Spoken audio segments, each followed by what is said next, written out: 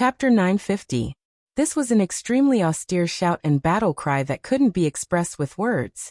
It was a battlefield that was filled with murderous shouts and sounds of fighting. A battlefield where a fortress was located. On such a battlefield, it was as if the people were shouting out the last glory of their lives. Loud and clear battle cries resounded throughout the sky, causing the air to be filled with a solemn and stirring atmosphere, causing one's heart to tighten. And on this battlefield, there were two camps. One was the camp that wore elven devices that were transformed from elves and constantly launched fierce attacks in the direction of the fortress. The other was a faction that used the fortress as a stronghold and mercilessly released their elves towards the charging faction using the elven devices, allowing the elves with various appearances, attributes, abilities, and levels to retaliate. With the elven users wearing different elven magical equipment, and the elven users controlling elves of different shapes at the center, the warriors of the two camps engaged in a bitter battle on the battlefield. For a moment, the space was filled with saber light and sword shadows, the air was filled with waves of divine power impact, and even the sound of weapons clashing constantly shook the ears. The scene was extremely shocking. However, the elves and elven users that were fighting on the battlefield were only small soldiers of the two camps. The real battle that determined the outcome of the battle wasn't carried out on the battlefield, but in the magnificent fortress that entered the final stage. It was a corridor that was dyed red by the blood of a large number of fallen soldiers. On the corridor, a young girl with beautiful golden hair that reached her waist, and full of majesty and holiness was charging forward like a gust of wind, while repeatedly brandishing a steel sword that shone with dazzling light like a storm, causing sword light to flash in all directions. Even in such a corridor that was dyed red with blood, the young girl's body still wasn't stained by even a drop of blood.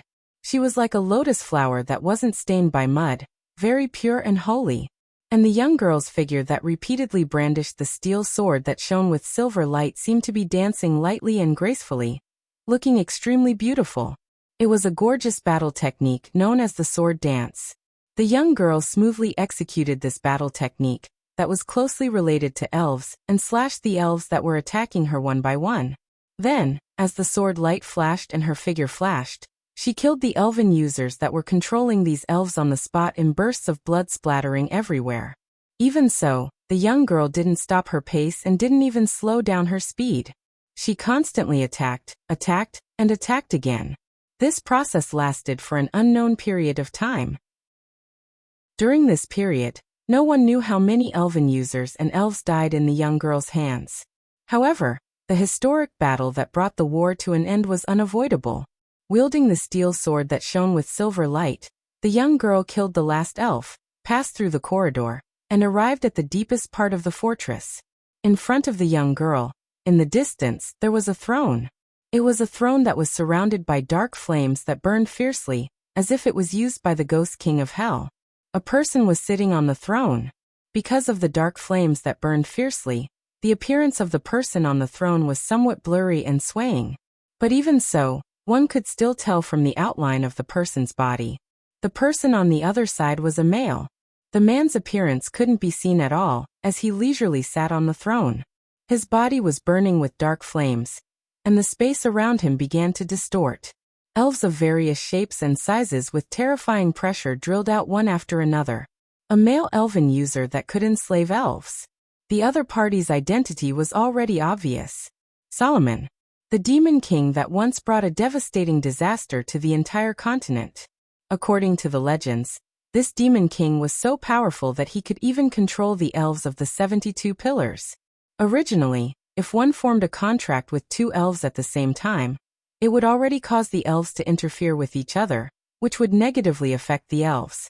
Under such circumstances, the demon king named Solomon could effortlessly form a contract with the elves of the 72 pillars at the same time, and perfectly control these 72 elves. That was simply a god-level ability. It was precisely because of this that the demon king named Solomon had the ability to bring disaster to the entire continent, causing people to be abnormally fearful of him. However, facing the demon king who had the ability to control the 72 pillar spirits, the girl who held the silver sword did not have a trace of fear in her heart. His aura was even stronger than that of the demon king, who controlled the 72 spirit pillars. Immediately after, the young girl with the steel sword in her hand shot out like an arrow from a bow. She leaped up and shot out. In his hand, on the gorgeous steel sword that was covered in dazzling light, there was a paragraph of ancient elven language inscribed on the blade. If translated, the meaning of this elvish text was as follows: World Protector, Terminus Estate. Noah abruptly opened his eyes, as if he had just woken up from a nightmare. His eyes flickered with some lingering fear. However, what was imprinted in Noah's eyes, which still had lingering fear, was not a cruel battlefield, but an environment filled with birds and fragrant flowers. Surrounding him was a vast courtyard. In the distance, there were luxurious buildings. On the side, the horse that had already awakened with the arrival of morning lowered its head, chewing the grass in the wooden bucket in front of it, making everything seem so peaceful. And Noah, naturally, was sitting on a thick branch, leaning against the trunk as he woke up in the tree. The sky was already bright. One by one, the witches wearing pure white uniforms walked from afar, laughing and chatting. But when they saw Noah, their faces were immediately shocked, and they let out a soft scream, looking in the direction of Noah, chattering about something. Sensing that in the courtyard not far away, there were actually many girls gathered together, looking at him with fear and curiosity, Noah bitterly smiled and raised one hand. On the back of this hand, there was a mysterious and unfathomable, but incomparably powerful seal spirit imprint that was left behind after forming a contract. Looking at the seal on the back of his hand, Noah muttered, "Is that the sword spirit's dream?" In the world of Type Moon, the master who formed a contract with the heroic spirit in the form of a servant through the Holy Grail of Fuyuki City could see the past memories and life of his servant in the dream. And in this world, the elves and elven users who also formed a contract could also share dreams with each other. Especially when the elves or elven users had some problems, making the door that connected the two unable to open. This phenomenon would become even more frequent. Now Noah encountered such a thing. The elven user girl who had the final battle with the Demon King? Noah's eyes flashed. Could it be, that is the saintess who saved the world? Why would he dream of the final battle between the saintess who saved the world and the Demon King of Disaster when he shared the dream with the elves? Don't tell me that the sword sprite is really the saintess sprite, the famous demon slayer? Noah recalled the elven words engraved on the sword in the girl's hand that he saw in the dream. World Guardian God Terminus Estate. That wouldn't be the original name of the demon slayer, would it?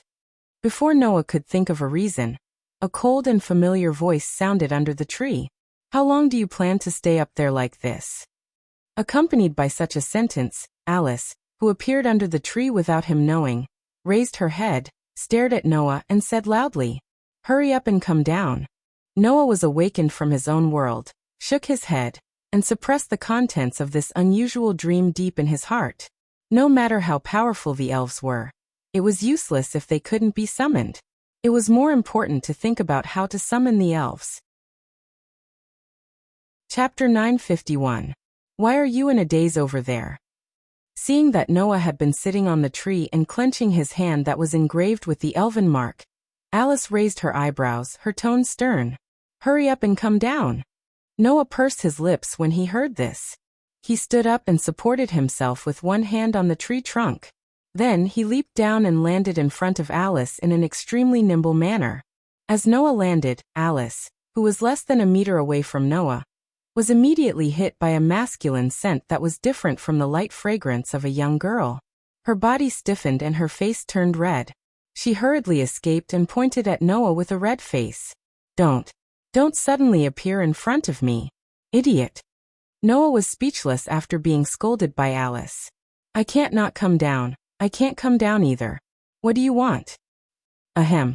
Alice seemed to know that she was being too unreasonable, and could only pretend to cough before changing the topic. Did you sleep well last night?" Hearing this, Noah looked at Alice in surprise. Doesn't this guy hate me? Why was she suddenly concerned about him? Don't misunderstand. I'm just asking as the leader of the knights. Alice blushed as she complained to Noah. "It's not because I'm concerned about you." Hearing Alice's words, Noah smiled. It seemed that although Alice didn't say anything, She couldn't get over the fact that Noah could only sleep on a tree. If Noah had obediently stayed in the simple house last night, it would have been fine. After all, there were walls and tiles, and he didn't need to be exposed to the elements. Compared to the other students, it was just a matter of treatment. However, Noah had gone to sleep in a tree, which made the leader of the Knights feel apologetic. On the surface, she was very strict, but that was probably because she didn't allow herself to be frivolous as the leader of the Knights. Actually, this girl's heart was quite gentle. At that moment, Noah shook his head with a smile. "Thank you for your concern, Knight Commander. I slept very well last night." "Is that so?" Alice intentionally coughed twice and pretended to ask casually. "But didn't you sleep on the tree? Can you sleep well like that? There's nothing wrong with sleeping on a tree, right?" Noah stretched lazily. "In the past, when I was cultivating in the deep mountains and forests, not to mention sleeping on trees, I even slept on uneven rocks. For me, I really don't have any requirements for accommodation. Not only that, in the world of the Dark Bullet, when he first decided to help the cursed child there, Noah even lived in the ruins of the wilderness with the children who had protozoan virus flowing in their bodies. In addition to the 4 years of cultivation in the deep mountains and forests, all these experiences created a character of Noah who was not too extravagant and did not have any excessive requirements for material things. Otherwise, with a treasure vault filled with countless treasures, if it was an ordinary person, they would have already lived an extravagant life of a nouveau riche. Noah's words made Alice more or less surprised. "You also cultivated in the deep mountains and forests?" "Of course." Noah glanced at Alice. "There is no free lunch in this world. If you want to get something, you have to give something. The only people who will fulfill all your requirements for free are your parents, and only a few others." After he finished speaking, Noah glanced at the surroundings and looked at the young girls who were hiding far away and pointing at him. They couldn't conceal their curiosity and fear, and he spoke helplessly. "Speaking of which, Captain Knight, can I trouble you to think of a way to solve this situation?" Alice, who had fallen into deep thought because of Noah's words, finally reacted. She looked around, and when she saw those students hiding at the side and secretly sizing Noah up, her expression turned serious as she spoke loudly. "Class is about to start. Those who should go back to class, go back to class. Don't stay here." "Yes," the surrounding girls immediately dragged out their voices and replied. As they chattered, they scattered in all directions and kept looking back, secretly looking at Noah. Then, Noah vaguely heard such a conversation. "That's the rumored male elf messenger, right? He doesn't look as scary as others say." "Yes. Undoubtedly, they say that he has 3 heads, 6 arms, 8 legs, and is very ugly." "No, I heard that he has 4 heads, 4 arms, and 12 legs." "Doesn't he have 8 heads?" "Does he have 8 heads?" "I think so. Then I must have remembered wrongly." "I knew it right." Hearing this conversation, Noah's mood was as if a bottle of 5 different flavors had been knocked over. Sour, sweet, bitter, spicy, all sorts of flavors were present. It seemed that the rumors about Noah that spread in the Elven Academy were much more exaggerated than Noah had imagined. "Oh right." At this moment, Alice placed a small package in front of Noah. "Take this." Noah took it, puzzled. "What is this?" "Your school uniform and your student ID." Alice turned her head away and stuttered. "Your school uniform and your student ID. As for your residence, I will report to the dean and make other arrangements. That's all." After saying this, Alice turned around, as if she didn't want Noah to see her less strict side, and walked away. This girl. Noah could only laugh as he hugged the package. She really isn't honest enough. Not long after, Noah reappeared in the courtyard of the Elven Academy. At this moment, Noah was already wearing the uniform of the Alicia Elf Academy. The basic color scheme was the same as the other students. It was white with some black lines, but it was a male style. Of course, the lower half of his body was not a skirt, but a pair of pure white trousers. It was quite comfortable to wear. The uniforms of the Elven Academy were all made of cloth that was blessed with elven magic and ritual music. Not only did it have some defensive capabilities, but it also had some functions to protect against cold, heat, and even poison. Unfortunately, Noah's body had a strong resistance to curses. For example, the protection provided by elven magic and ritual music, regardless of whether it was beneficial or not, would all be repelled by Noah's body. Therefore, when Noah put on this uniform, it became an extremely ordinary student uniform without any defensive capabilities. Of course, Noah didn't really need it. Walking in the courtyard of the Elven Academy, Noah scratched his head. Where is the library? In the morning, Noah had a dream about having an extraordinary relationship with his contracted spirit.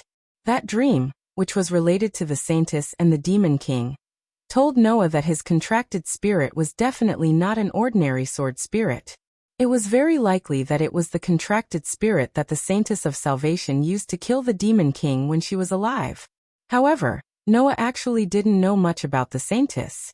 It was only because the legend was too famous that he saw a portion of it in the book that he borrowed from the dean's office. In order to find out more about his contracted spirit, Noah needed to understand more about it. That way, he might be able to find out what was wrong with his contracted spirit. However, Noah wasn't particularly familiar with the academy. He only knew that there was a library here where many secrets of the Elven Empire could be found. But where is this library? Noah stood in the middle of the courtyard with a distressed expression. If only there was someone to lead the way. Almost at the same time, a voice sounded from behind Noah. What are you doing? Noah was startled, and immediately turned his head to look behind him. There was a petite girl with bright red hair tied into 2 ponytails standing there with her hands on her hips. She was looking at Noah with her head held high and her chest puffed out. She was unwilling to lose in front of Noah. Noah blinked. Claire Lucio? Why is this girl here? But she came at the right time. Chapter 952. The Fairy Contracted by the Saintess of Salvation?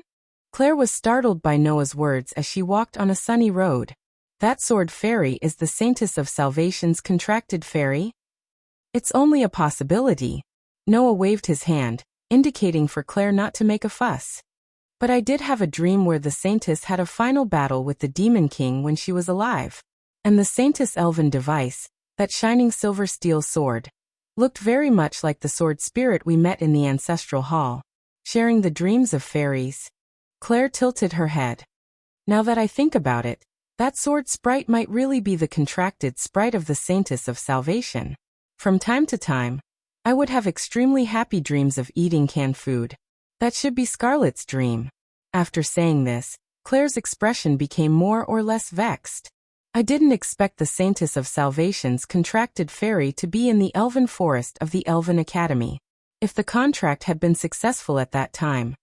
As she said this, the vexed expression on Claire's face turned into a thick unwillingness. Noah, who had clearly seen Claire's expression, asked without batting an eyelid, "Why do you desire power so much?" Claire's footsteps paused imperceptibly, but she quickly returned to her original state. A resolute expression appeared in her fiery red eyes. "Because I have something I must do no matter what. For this, I need a powerful fairy." "Is that so?" Noah was silent for a moment before speaking. "But there are many ways to pursue power. Your method gives me a dangerous feeling of wanting to achieve it regardless of everything. That's not a good thing." "It doesn't matter." There wasn't a trace of confusion in Claire's tone.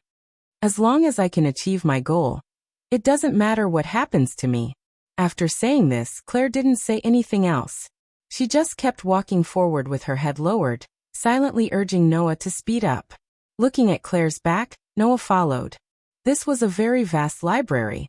However, rather than calling it a library, it was more like a large sunroom. In addition to the bookshelves filled with books on the 4 walls, the center was paved with red bricks. Some were arranged with flower beds, while others were arranged with lawns. There was a large glass window on the ceiling, and luxurious tables and chairs were placed below. It looked quite attractive. "Is this the library?" Noah's tone sounded uncertain. "Why does it look more like an indoor cafe?" "That's for resting." Claire pointed at the bookshelves leaning against the walls. "As for the books, they are all there. Only a few extremely secretive ones are sealed in the inner area. Only those who have the permission of the Academy's headmaster can enter that place." Even the Wind King Knights are only permitted to take a look around when they are patrolling, but they don't have the authority to flip through the books. You want to find books related to the Saintess and the Holy Sword, don't you? Claire crossed her arms. Then you can find the books you want here. Is that so? Noah smiled and looked at Claire. Then thank you for leading the way. I'm not trying to help you. Claire turned her head away shyly.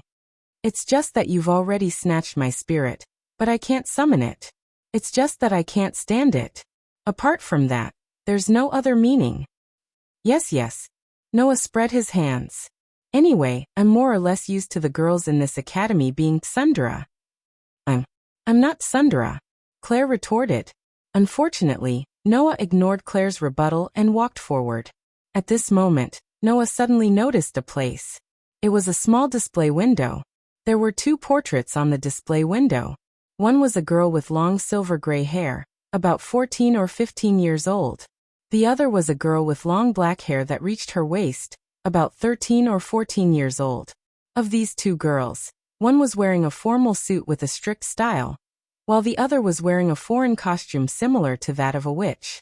What they had in common was that both girls held a pitch-black knight sword in their hands. Even though the style was different, the pitch-black color and strange shape were still very eye-catching. Noah only felt that the girl with long silver gray hair around 14 or 15 years old looked very familiar. When he saw the pitch-black knight sword in the girl's hands, Noah couldn't help but be shocked. That can't be Grey Vath, right? Upon closer inspection, although the girl with long silver gray hair looked a little naive, he could tell that she was Grey Vath. And that pitch-black knight sword was Grey Vath's elven equipment that Noah had seen more than once. That guy actually hung his own portrait in the library? Noah was speechless. Isn't that too narcissistic? What are you saying? Claire looked at Noah in disbelief. It'd be weird if there wasn't a portrait of the dean here, right? Oh, Noah said strangely. Why, you don't know? Claire's expression became even more incredulous. The dean is known as the strongest elven envoy on the continent. You don't know? The strongest elven envoy on the continent. Noah was really startled and said in surprise. Grey Vath is the strongest elven envoy on the continent? Did you crawl out from some countryside? Claire couldn't help but be dumbfounded. When the dean was young, she was not only one of the 12 most outstanding elven envoys in the Odisia Empire known as the 12 Knights, but she was also active in the front lines during the Lambard War that swept across the entire continent. Who doesn't know the Dusk Witch? Noah was speechless. So it was like that. No wonder when Noah expressed that he didn't know Grey Vath had a funny expression. Was that witch really that famous? Aren't you the dean's disciple? How come you don't know anything? Claire looked at Noah strangely. Don't tell me you don't even know what a witch is? Noah laughed dryly, letting Claire know the answer. You've become the disciple of the continent's strongest elf user, but you don't even know who your master is. You can't even summon the Saintess' contracted spirit even after forming a contract with her. I really don't know what to say. Claire sighed and solemnly raised a finger. Listen carefully. The so-called witch is a witch who can form a contract with a magical elf. A magical elf. It was a type of spiritual structure that was extremely different from humans and elves. It was said that it was absolutely impossible for elven envoys to tame them and form a contract with them. Forming a contract with such an elf was almost the same as an ordinary human using his hands and feet to tame a wild tiger in the forest. It was impossible. However, the world was big and full of strange things. There were ordinary humans who could tame wild tigers in the forest with their hands and feet. There were also elven envoys who could form a contract with magical elves. And elven envoys who could form a contract with magical elves were usually called witches. Grey Vath was called the Dusk Witch because of her valiant strength and active battle record, and also because she had the qualifications of a witch who could form a contract with magical elves. Not only that, Claire looked at Grey Vath's portrait with some longing in her eyes. The dean was also the champion of the Elven Sword Dance Festival 24 years ago. Elven Sword Dance Festival? Noah's heart moved. Noah had also heard of this term. It was known as the world's largest and best sacrificial ceremony. When this sacrificial ceremony was mentioned, One had to mention an existence. The Elven King. They governed the various elements that made up the world, and stood at the peak of the elemental elf world. At the same time, they were the peak existence that ruled over all elves. Just like in the world of the shaped moon, Gaia managed the planet, and Aleia managed the humans. The Elven King managed the elements of the human world, and the elemental elf world. Without the Elven King, there would be no elements in this world. They were such important existences. Chapter 953. Noah didn't know if the Elven Kings of this world could be compared to Gaia and Aleia. Noah only knew that in this world, the Elven Kings who were in charge of managing the various elements of the human world and the elemental world were existences at the peak. Just like how gods were to the humans. To the humans and elves of this world, the Elven Kings were synonymous with gods. And there were a total of 5 Elven Kings. Fire Elven King, Volcanic. Wind Elven King, Bevel. Earth Elven King, Rodlia. Water Elven King, Isalia Shiva. Holy Elven King, Alexander. The 5 Elven Kings were in charge of each of the basic elements of this world, namely fire, wind, earth, water, and holy. These 5 elements brought blessings to humans and elves. So to the people of this world, the 5 Elven Kings were godlike existences. It was said that in this world, there were 5 witch concubines who directly served the 5 Elven Kings. These 5 witch concubines who directly served the 5 Elven Kings were called Elven Concubines.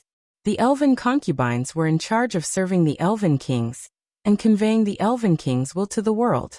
And the Elven Sword Dance Festival was a sacrificial ceremony for the 5 Elven Kings. In this ceremony, the best elves from each country would compete in a sword dance. They would use the most beautiful sword dance to satisfy the Elven King and determine the strongest Elven envoy. The strongest Elven envoy would be able to make a wish to the Elven King. No matter what the wish was, it would be fulfilled. At first, when he heard about the Elven Sword Dance Festival, Noah even had some thoughts. After all, although the nature was different, the Elven Sword Dance Festival of this world was similar to the Holy Grail War of the Type Moon world. They both had to compete to decide the winner. After the winner was decided, a wish could be fulfilled. Furthermore, both of them were rituals.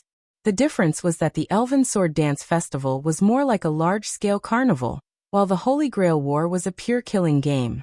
The Elven Sword Dance Festival is held at irregular intervals. Only when the Elven King wants to hold it will the Elven concubines convey the Elven King's will and make preparations, Claire continued to explain. In the past 30 years, the Elven Sword Dance Festival has been held 3 times. They were held 3 years ago, 15 years ago, and 24 years ago. The headmaster participated in the Elven Sword Dance Festival 24 years ago and became the champion of that festival at the age of 15. That can't be right? Noah was just about to nod when he suddenly thought of something and shuddered. If Grey Vaz was already 15 years old 24 years ago, doesn't that mean that the witch is almost 40 years old now? This was not something that could be ignored. First of all, Grey Vaz looked like she was in her 20s or 30s. How could she be in her 40s? What's more, Grey and Vaz had displayed their powerful elven abilities in front of Noah more than once.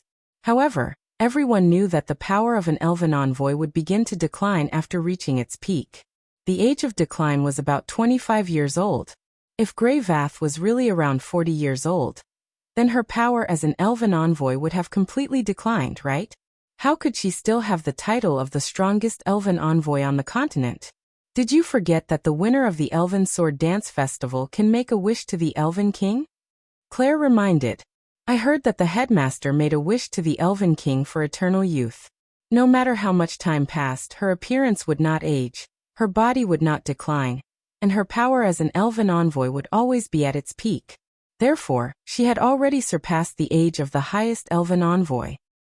That's possible? Noah couldn't help sweating. No wonder the witch felt that she was old when she lost to me. So it wasn't just for show? Lose to you? Claire blinked her eyes strangely. What did she lose to you in? No, nothing. Noah scratched his cheek, then pointed to another portrait and changed the topic. Then who is that person? Next to the young Grey Vaz, there was another portrait. She had long black hair that reached her waist like a waterfall, and she was wearing an exotic costume that looked like a witch's costume. Compared to Grey Vath, that girl looked even younger. However, that girl could be placed next to the portrait of Grey Vath, who was known as the strongest elven envoy on the continent. Her identity was definitely not ordinary. You don't even know her? Noah didn't know if it was an illusion. If Claire was surprised when Noah said that he didn't know about Grey Vath's life, then she was angry now.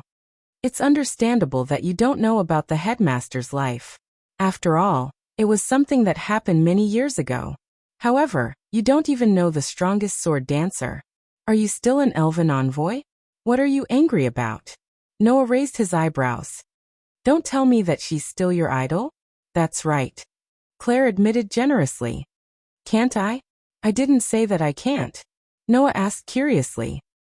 However, since she can become the idol of an unruly young miss like you, she must have a great background. Isn't that obvious? Claire raised her eyebrows and glared at Noah. That's the elf envoy who dominated the Elf Sword Dance Festival 3 years ago, when she was only 14 years old. Everyone called her the strongest sword dancer.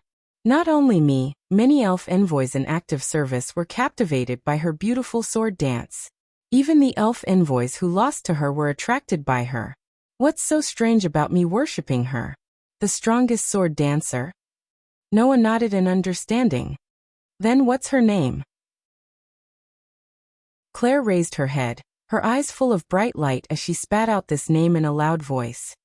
Lyanna Subble. When this name entered Noah's ears from Claire's mouth, Noah suddenly felt his heart beat faster. An indescribable intuition like a bolt of lightning flashed through Noah's heart.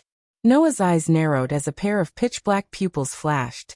There was no way that Noah didn't recognize this feeling. Surprisingly, it was the hint that the world had given Noah when he had obtained information related to the whereabouts of the world fragment. In other words, the world fragment that was lost in this world was very likely related to the strongest sword dancer. He didn't expect that he would obtain information related to the whereabouts of the world fragment in a place like this. This was truly an unexpected gain. Lyanna Subble is the most popular of the Elven Sword Dance festivals. In our Osea Empire, her popularity can even be compared to the strongest elven envoy on the continent, the Dean of the Academy. She has become the object of admiration in almost everyone's hearts. Claire spoke without stopping. You actually don't even know the strongest sword dancer? You've been an elven envoy for so long in vain. Sorry, I haven't been an elven envoy for very long. Noah laughed bitterly. He suppressed the restless feeling in his heart, and the corners of his mouth lifted slightly. However, I'll remember her name. Lyanna Subble, I must meet you. On the side, Claire saw Noah lift the corners of his mouth and suddenly emit a powerful presence.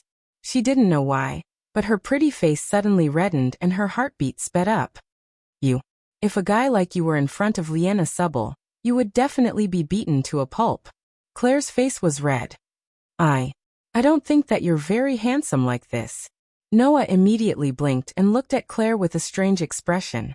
Being stared at by Noah like this, Claire's pretty face became redder and redder, redder and redder. In the end, her embarrassment turned into anger.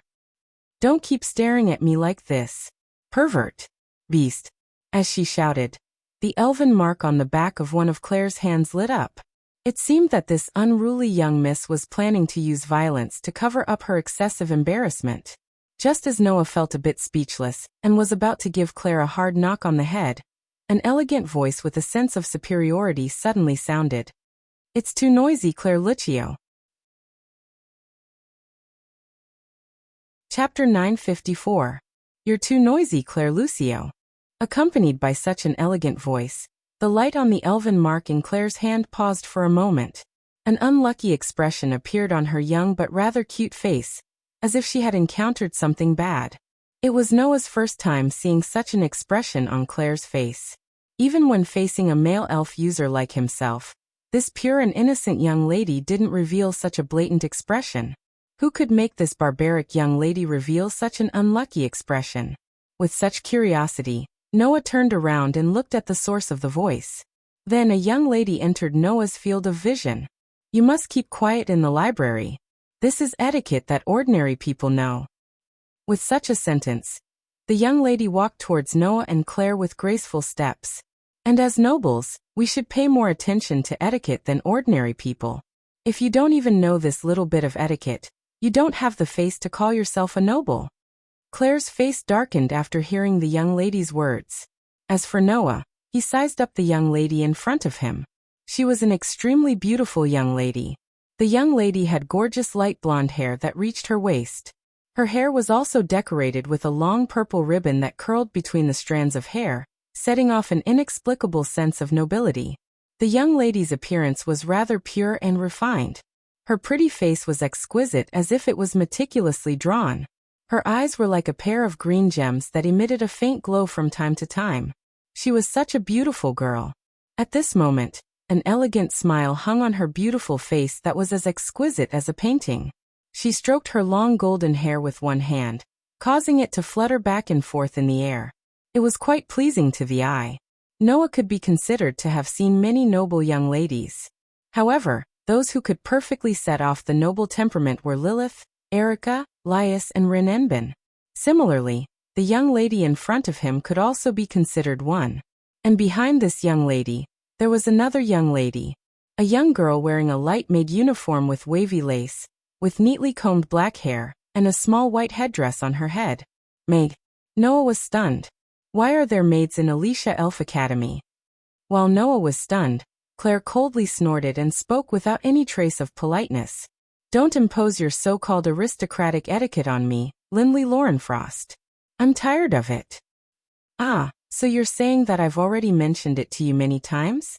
The noble Lady Claire called Lindley laughed. I've said it so many times and you still don't understand. As expected, you're still a child. As she spoke, the girl named Lindley purposely glanced at a part of Claire's body that wasn't protruding at all. She snickered, causing Claire's eyes to widen and her face to redden. Of course this time Claire wasn't embarrassed but angry. Are you here to pick a fight? Lindsay didn't even have the time to speak when the female servant standing not far behind her laughed softly and said, Eldest Miss just wanted to greet you. Carol. Lindley's elegant posture was defeated in an instant. She raised her fist as if she was very embarrassed, and lightly knocked on the maid's back. You. What nonsense are you saying now? Ma. The maid named Carol smiled as she endured her young Miss's punches that didn't have any strength behind them. Really, eldest Miss has always been so uncanny. What are you talking about? Claire turned her head away. Then it would have been better if you said that from the start. Why did you have to act so high and mighty? That's not high and mighty, Lindley said angrily. As a noble, you should maintain your elegance at all times. Haven't you been taught this before? Looking at Lindley's angry expression, Noah smiled bitterly in his heart. Looks like I really misjudged her this time. She's just an ordinary girl. However, this kind of Lindley made Noah feel a sense of intimacy. At this time, Lindley deliberately coughed to cover up her loss of composure. Then she noticed Noah and her beautiful eyebrows twitched slightly. You're the rumored male elf messenger? I am indeed an elf messenger. Noah narrowed his eyes. But I'm definitely not the male elf messenger you've heard of in the rumors. God knows, in this academy, what kind of rumors had Noah become. There were even rumors of 3 heads, 6 arms, and 8 legs. If he admitted it here, then Noah could really go to the Rare Animal Protection Association, or the World Heritage Protection Association to apply for a place to stay. That's true. Lindley did not maintain a fearful and curious attitude towards Noah like other girls. Instead, she treated him like an ordinary person. She put her face in front of Noah's face, looked at him for a while, and smiled sweetly. Your looks are not bad, very good. You have the qualifications to stand next to me, the eldest daughter of the Lorenfrost family. Noah was puzzled. Doesn't that mean if I'm not good-looking, I can't stand next to you? Isn't that obvious? Lindley raised her head, one hand on her waist, and a confident smile on her face. To be able to stand next to me, Lindley Lorenfrost, how can you not have a passable appearance? As soon as these words fell, Carol, who had been hiding behind Lindley, laughed out loud. Young Miss wants to be friends with you. Carol. Linley's pretty face blushed, as if her thoughts were seen through. If you talk nonsense again, I won't cook for you tonight. Carol was shocked. She pitifully pulled on Lynn Siley's clothes. No, young miss, if young miss doesn't cook for me, I will starve to death. It's good that you know. Linley's heart seemed to soften and her tone relaxed. If you are obedient, I will add more food for you tonight. If you sleep in tomorrow, I will also wake you up. Young miss. Carol suddenly looked extremely touched. Little did she know, after hearing the conversation between the two, Noah was speechless. Why did the young Miss Linley have to cook for her own maid, and also be responsible for waking up the maid who slept in? Why would the maid not be able to survive without the young miss cooking? What a development full of complaints. However, Noah still had a good impression of Linley. The witches in this academy were really too pure, so pure that when Noah, a male elven user, appeared, it immediately caused all kinds of gossip and rumors to fly in the minds of these young miss who did not care about worldly affairs, causing Noah to be badly battered. However, Noah had no way to make things difficult for her. He couldn't lose his temper at her just because she was too pure, right? If he did that, then he wouldn't be Noah. Only Linley didn't treat Noah as a romantic and gossipy character in other people's rumors. She looked at Noah with her own eyes, and there was no element of discrimination in it. She was just purely curious and interested in Noah. For Noah, who was treated differently in this academy and couldn't make things difficult, this was really no different from redemption. However, this girl didn't seem to be very frank. That maid called Carol, on the other hand, translated her young miss's thoughts very cleanly. Noah rubbed his head and smiled at Linley. Anyway, since we know each other, then please give me more advice. Linley was slightly startled, and then reacted, unable to hide her nervousness. Yes. Please give me more advice. Why did the two of you suddenly become friends? Claire, who was left out to the side, couldn't bear to be left out and interrupted, glaring at Linley. You suddenly ran out to introduce yourself to others, and even left me out to the side. As expected of a dog thief. Who are you calling a dog? Linley glared at Claire. You're the one who's in airport. Airport. Claire's face suddenly distorted. That look was as if she had been poked in a sore spot. Chapter 955. Suddenly, the atmosphere in the library became somewhat sinister following the interaction between Claire and Linley. Seeing Claire and Linley glaring at each other, Noah couldn't help but be stunned. Is the relationship between these two that bad? There's no such thing. Carol, who had hidden beside Noah at some point, laughed without a care. Miss Claire and Miss Claire are childhood friends who have a very good relationship. They've been close since they were young. Close? Noah helplessly pointed at Claire and Linley, who were baring their teeth at each other, as if they wanted to swallow each other whole. You call this close? Yes. Carol smiled innocently. Very close, right? Okay. Noah really didn't know what to say. However, just as Noah was about to shut his mouth, Claire and Linley were about to display their close relationship. You really came to pick a fight, Claire said with incomparable anger. In that case, I won't be polite. With that, the elven mark on the back of Claire's hand flashed with red light. Guardian of the red flames, watchman of the sleepless furnace, here to fulfill the blood contract. Listen to my orders. A surge of flames accompanied Claire's contractual chant and suddenly appeared in front of her, rolling into a vortex. Within the whirlpool of flames, the fire cat spirit, whose entire body was covered in flames, slowly appeared. It landed on the ground and let out a ferocious roar in Linley's direction. You should be the one picking a fight. Linley shouted, not to be outdone. Don't think that you're the only one who can summon elves. With that, a faint blue light gradually rose from Linley's body. That was a cold light that caused the surrounding temperature to drop sharply. Chilling ice-fanged beast, heartless hunter of the forest, here to fulfill the blood contract. Listen to my orders. As if falling from the sky, a whirlwind mixed with ice and snow suddenly rolled up from above Linley and abruptly descended. After spinning a circle on the ground like a gust of wind, it condensed together and turned into a block of solid ice. Within the solid ice, A white wolf with beautiful fur and ice and snow all over its body opened its pair of crystal-like eyes and suddenly shook. Bang! With a loud explosion, the ice that wrapped around the beautiful white wolf exploded, turning into ice shards that fell to the ground. That's, Noah said in surprise. A high elf? Yes. Carol said with a smile. That's Miscontracted Elf, Magic Ice Elf Fenrir. With his outstanding perception ability, Noah could judge the elven rank of the fire cat and ice wolf based on their aura and aura. However, even without the ability to sense, people could still easily determine the level of elves under normal circumstances. There were generally two ways to judge an elven rank's rank. One was to judge based on the elf's divine might.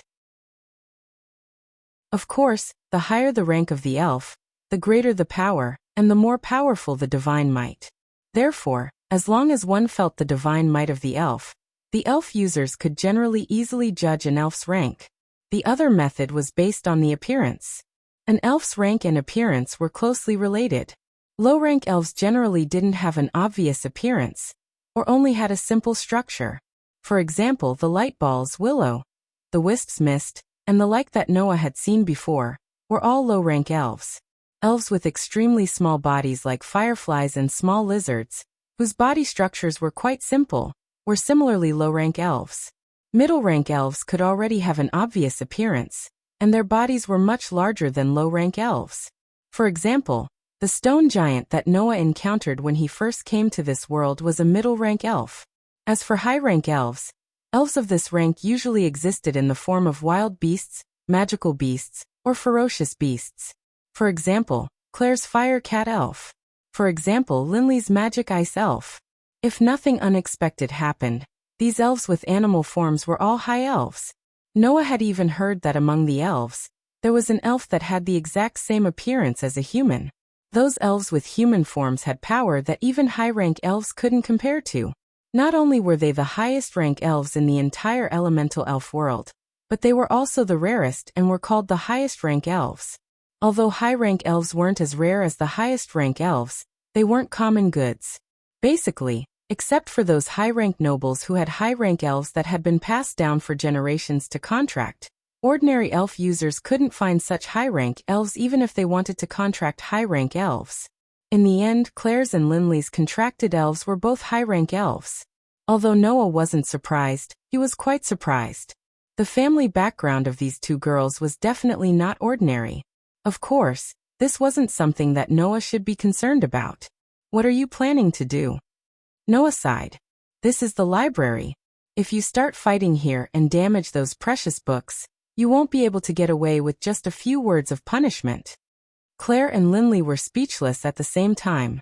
Don't think that these two girls contracted elves didn't have much ability just because they weren't big. The power of high-rank elves was enough to rival large dragon beasts. Once they got serious, it was a bit of an exaggeration to say that they could destroy everything, but it was only a matter of time to turn a building into ruins. Whether it was Claire's Scarlet or Linley's Fenrir, they were both high-rank elves. If they started fighting here, the library would either be burned to the ground or shattered into ice shards. At that time, these two girls would be in big trouble. Linley turned her head away and brushed her long hair that reached her waist. I'll let you off today, Claire Lucio. Next time it won't be so easy. I should be the one saying that. Claire glared at Linley like an angry little wild cat. Linley Laurenfrost, next time, I'll definitely burn you to ashes. The two girls looked at each other, then both snorted coldly and turned their heads away. Seeing this scene, Noah couldn't help but laugh. Perhaps it was really as Carol said. Claire and Linley's relationship was quite good. That might be the case. Because Noah didn't need to attend classes, when Claire and Linley both went to class, he was still hiding in the library, looking for books related to the Holy Maiden and the Holy Sword. However, no matter which book it was, even if it mentioned the Holy Maiden and the Holy Sword, they were all written in the form of legends. There was no basis at all, and it couldn't be completely believed. Thus, Noah stayed in the library for an entire day, but didn't gain anything at all. It wasn't until almost dusk that Noah walked out of the library. He raised his hand and stared at the elven engravings that looked like swords crisscrossing. forming an extremely complicated pattern. What's wrong with you? Naturally, no one would answer Noah's question. Noah could only give up. He lifted his feet and was about to walk out when the sound of hurried footsteps rang out. Wait. The male elven user over there. Upon hearing the voice, Noah subconsciously stopped in his tracks, turned his head, and looked in the direction of the voice. He saw Alice running in Noah's direction. After stopping, she immediately spoke while panting. It's good that you haven't left yet. What's wrong? Noah raised his eyebrows and said with a smile that wasn't a smile. Let's make it clear first, I'm not waiting for the sky to turn dark to hunt women. It's best that you're not. Alice glared at Noah before straightening her body. She coughed and stammered, You're right. I'm here to tell you about your residence. Oh. Noah's interest was slightly piqued. Then where am I staying? As soon as these words were spoken, Alice's beautiful face turned slightly red. She lowered her head and opened her mouth to speak in a mosquito's voice. My room, huh? Noah almost couldn't believe his ears. What did you say? Alice bit her lip and looked angrily at Noah as she shouted loudly. You're staying in my room. Noah was really confused. What kind of development was this?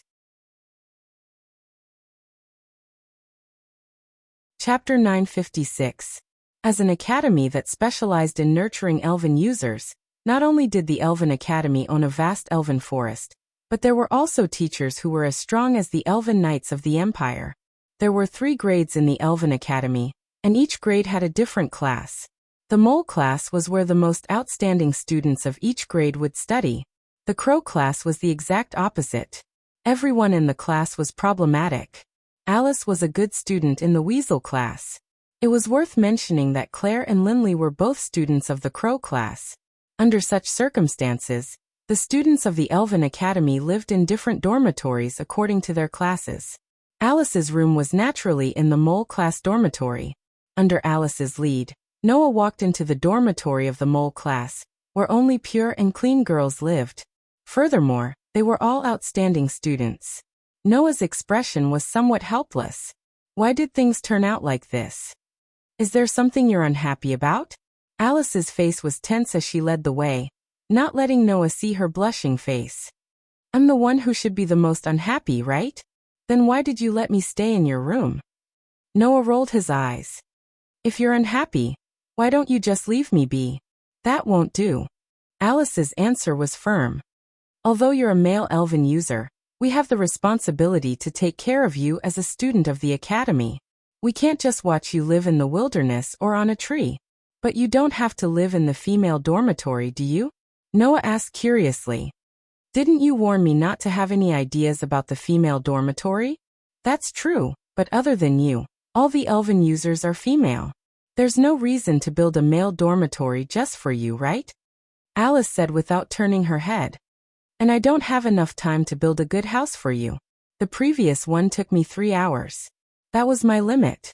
I'm the leader of the Wind King Knights, and I have to patrol and go to school every day. There's nothing I can do about it. All right. Noah rubbed his eyes. Then why stay in your room?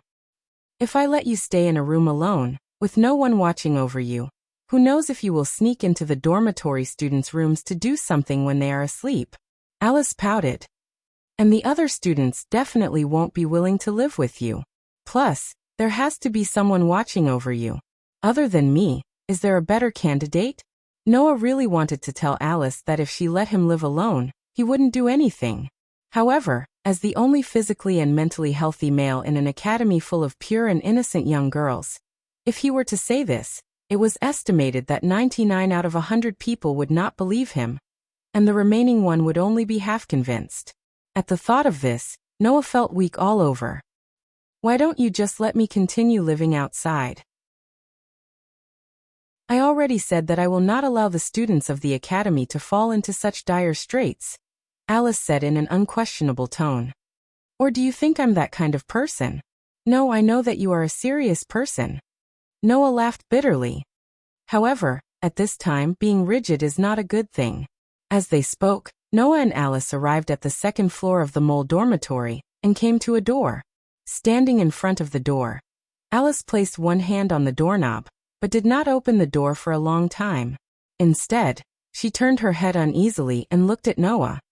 I'll say this first. Letting you stay here is only because there has to be someone watching over you. There's no other meaning. Noah scratched his face and asked carefully. What are you trying to say? I mean, this is something that can't be helped. Alice looked up at Noah with a pair of watery eyes, her heart swaying with shyness. I'm definitely not the kind of woman who would casually invite a man into her room. Hearing this, Noah was slightly taken aback, then laughed. Oh, Alice was flustered. What are you laughing at? Nothing. Noah shrugged. It's just that I feel that you don't have to worry. Although I haven't known you for a long time, and we haven't interacted much, I already know how serious you are. I don't think that you're that kind of woman. That's good. Alice heaved a sigh of relief. Seeing this, Noah sighed in his heart. The leader of the night troop looked so strict on the surface, but in reality, she was just an ordinary and cute girl. As a pure girl who had never been so close to a male stranger, it was natural for her to be concerned about how the opposite sex looked at her. Especially for a serious girl like Alice, she was even more concerned about her image in the eyes of others. It had to be said that this Alice was really quite cute. Katja. Alice opened the door to her room with a soft creak. Her voice was a little nervous as she spoke in a mosquito-like voice. Come in. Seeing how nervous Alice was, Noah found it funny and walked into the room. What entered Noah's eyes was an unexpected room. The floor was pink. The home arranged in the room has a table and chair for dining and a table and chair for rest. In addition, there were decorative murals hanging on the walls.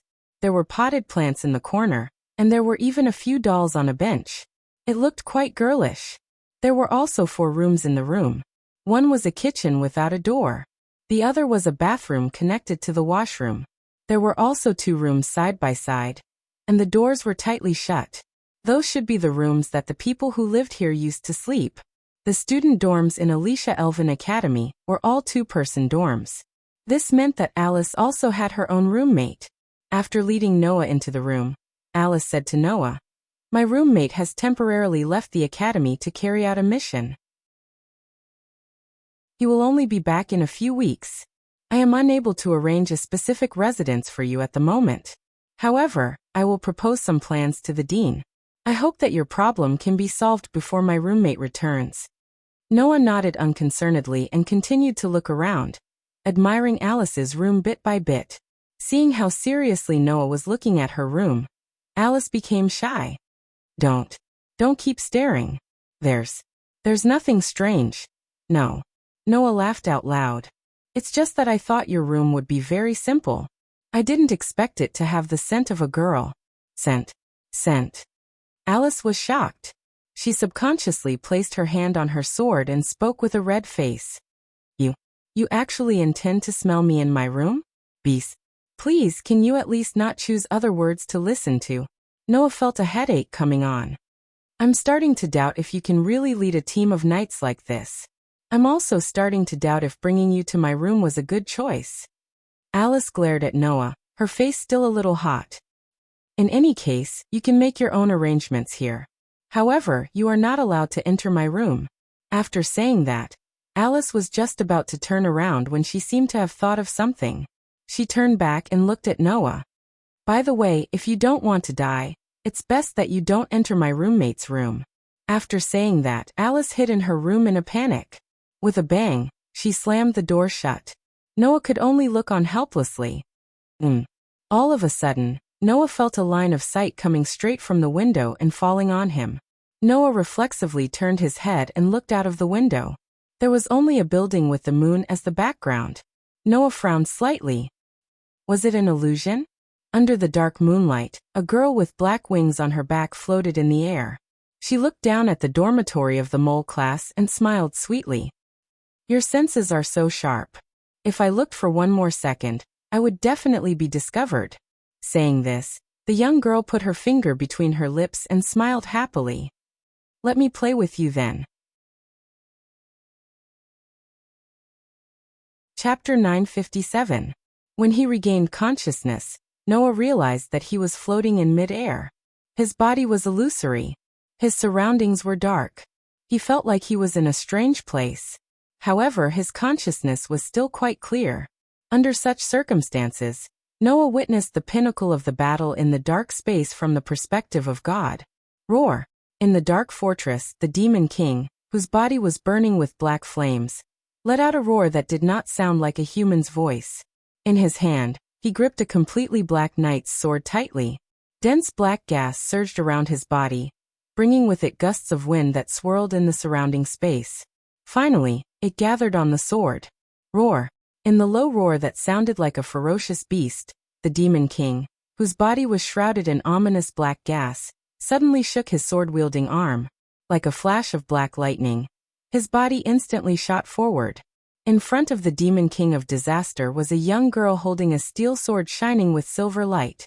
She was called the Saintess of Salvation by the later generations. She fearlessly pointed her sword at the demon king that was charging towards her.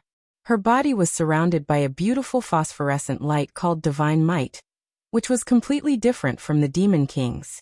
The black lightning that shot toward the Saintess of Salvation was terrifyingly fast. One could only vaguely see a black line flash in front of their eyes. The demon king, whose body was shrouded in ominous black gas, arrived in front of the Saintess.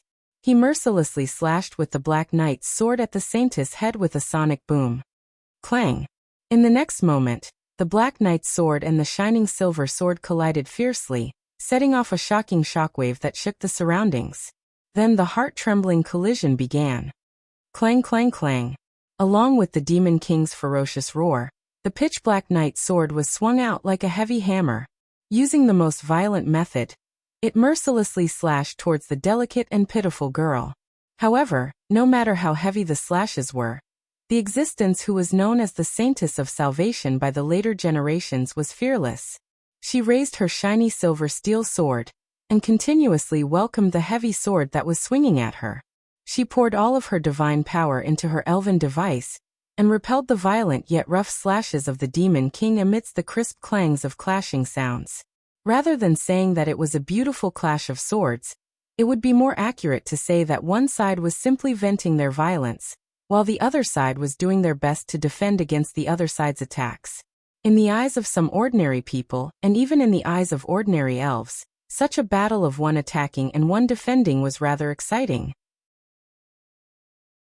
However, for Noah, who had once faced a god and even killed a god, it was a little too simple. This was because Noah could easily see that just like when he faced Hercules in the form of a servant, the Saintess was also waiting for an opportunity in the battle with the Demon King. She was waiting for an opportunity to kill him in one strike. And this opportunity came very quickly. Roar! Perhaps it was because it was furious that it couldn't take down a weak girl for a long time. In order to slay the foolish girl who challenged it, the Demon King raised its pitch-black knight's sword high up and gathered all of its strength into the next strike. However, this long accumulation of power finally laid a decisive foundation for the Saintess to defeat the Demon King. Clang! Suddenly, the shining silver steel sword in the Saintess' hand suddenly shone with a dazzling light. Like a ray of moonlight flashing through space, it swept forward with a pleasant sword sound. At such a close distance, the Demon King, who was still accumulating power with his elven device raised high, couldn't dodge at all. He could only watch as the moonlight slash landed on his body. Poochie! Without any obstruction, the sharp steel sword directly pierced through the Demon King's chest, piercing through the heart of the male elven envoy who brought unimaginable disaster to the continent. Wang! The shining silver steel sword suddenly trembled and burst out with a shockingly strong light, completely enveloping the Demon King's body in the light. Roar! In the end, the Demon King only had time to let out a hair-raising roar. In the dazzling light, his body gradually disappeared. Clang! Then, the pitch-black knight's sword in the hands of the Demon King of Disaster fell down, and stabbed into the ground upside down. At this moment, the Demon King was eliminated, and the scene of the Saintess who saved the world powerlessly sitting on the ground became the last scene in the legend of the Saintess and the Demon King that spread throughout the continent. Similarly, it also became the last scene in the eyes of Noah, who watched the entire process from the perspective of God. As his consciousness gradually returned to his mind, Noah woke up from his sleep and slowly opened his eyes. Because he didn't draw the curtains, when the sky began to brighten, the darkness in the pink room was gradually expelled. Noah, who was lying on the sofa with a quilt covering his body, didn't have a bright look in his eyes. Instead, he looked a little gloomy. After a while, he finally regained his senses. He straightened up and covered his forehead with his hand. His deep eyes flickered with slight ripples. Is it that dream again? The dream of the final battle between the Saintess and the Demon King. This time, Noah did not wake up because of the sudden dream. Not only did he clearly know that he was dreaming, but he also witnessed the final battle between the Saintess and the Demon King from the perspective of God, which no one could discover until the very last moment. Raising his hand and looking at the elven seal on the back of his hand, Noah extracted the divine aura from the divine aura source in his body bit by bit, and poured it into the seal. Wang! With a slight tremor, the elven seal emitted a weak light. Cold Steel Queen, holy sword that slays demons and demons, become a sword of steel and bestow upon me divine power. The familiar contractual elven incantation sounded around him, causing the weak light to become even brighter. However, after a while, the bright light dimmed again until it completely disappeared and returned to its original state. Although he didn't have much hope, the failure of the summoning still made Noah smile helplessly. I've really made a contract with a troublesome elf. Just as he finished speaking, the sound of a door being opened echoed into Noah's ears. That was the sound of the door to Alice's room being opened. Good morning. Not knowing whether she was talking to herself or was subconsciously talking in her sleep, Alice's expression was hazy as she rubbed her eyes. She looked sleepy as she walked out of the room. Seeing this scene, Noah knew that Alice was probably still asleep. This was because Alice was wearing pajamas with polka dots printed on them. Her sky-blue waist-length hair wasn't tied into a ponytail, but was instead let loose. This made Alice, who was usually very stern, look even more gentle and beautiful at this moment. The cute pajamas, coupled with Alice's cute appearance, made Noah's expression relax as he replied subconsciously, "Good morning." Hearing this voice, Alice's body froze. Then, as if she finally remembered something very important, Alice maintained her stiff body as her neck slowly turned towards Noah's direction. When she saw Noah, her face slowly turned red. Looking at Noah lying on the sofa, then looking at herself in her pajamas, Alice's eyes began to well up with tears. Wah wah. With a sorrowful cry, Alice scurried back to her room and slammed the door shut. The corner of Noah's mouth twitched. It was just pajamas. Was there a need to have such a big reaction? 30 minutes later, Alice came out of the room in her uniform and light clothes, with a knight's sword at her waist. The moment she came out, Alice's face flushed red as she pulled out the knight's sword at her waist and pointed it at Noah. Speak. What did you see? Noah knew that inexplicable trouble had come again. Just as Noah was about to subdue Alice, a series of hurried footsteps could be heard clearly from outside, followed by a series of violent knocks on the door. The next moment, a panicked voice suddenly sounded. Captain. Something happened. Alice's expression changed. Chapter 958. Until just now, Alice's face was flushed red with shame and indignation.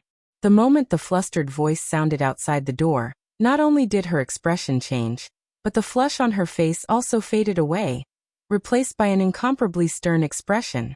At this moment, Alice switched from an ordinary girl to the leader of the Wind King Knights, who protected the security and order of the Elven Academy. Without any hesitation, Alice stepped forward and opened the door. 2 girls appeared outside the door. The 2 girls were equipped with the same light armor and swords as Alice of the Wind King Knights. Obviously, these 2 girls were also members of the Wind King Knights. Leader. Looking at Alice who opened the door, the 2 girls heaved a sigh of relief, but soon they spoke anxiously. Something happened. Leader. Calm down. Alice put her hands on the shoulders of the 2 girls, indicating for them to calm down. What happened? The 2 girls looked at each other, and immediately seemed to have reached a consensus.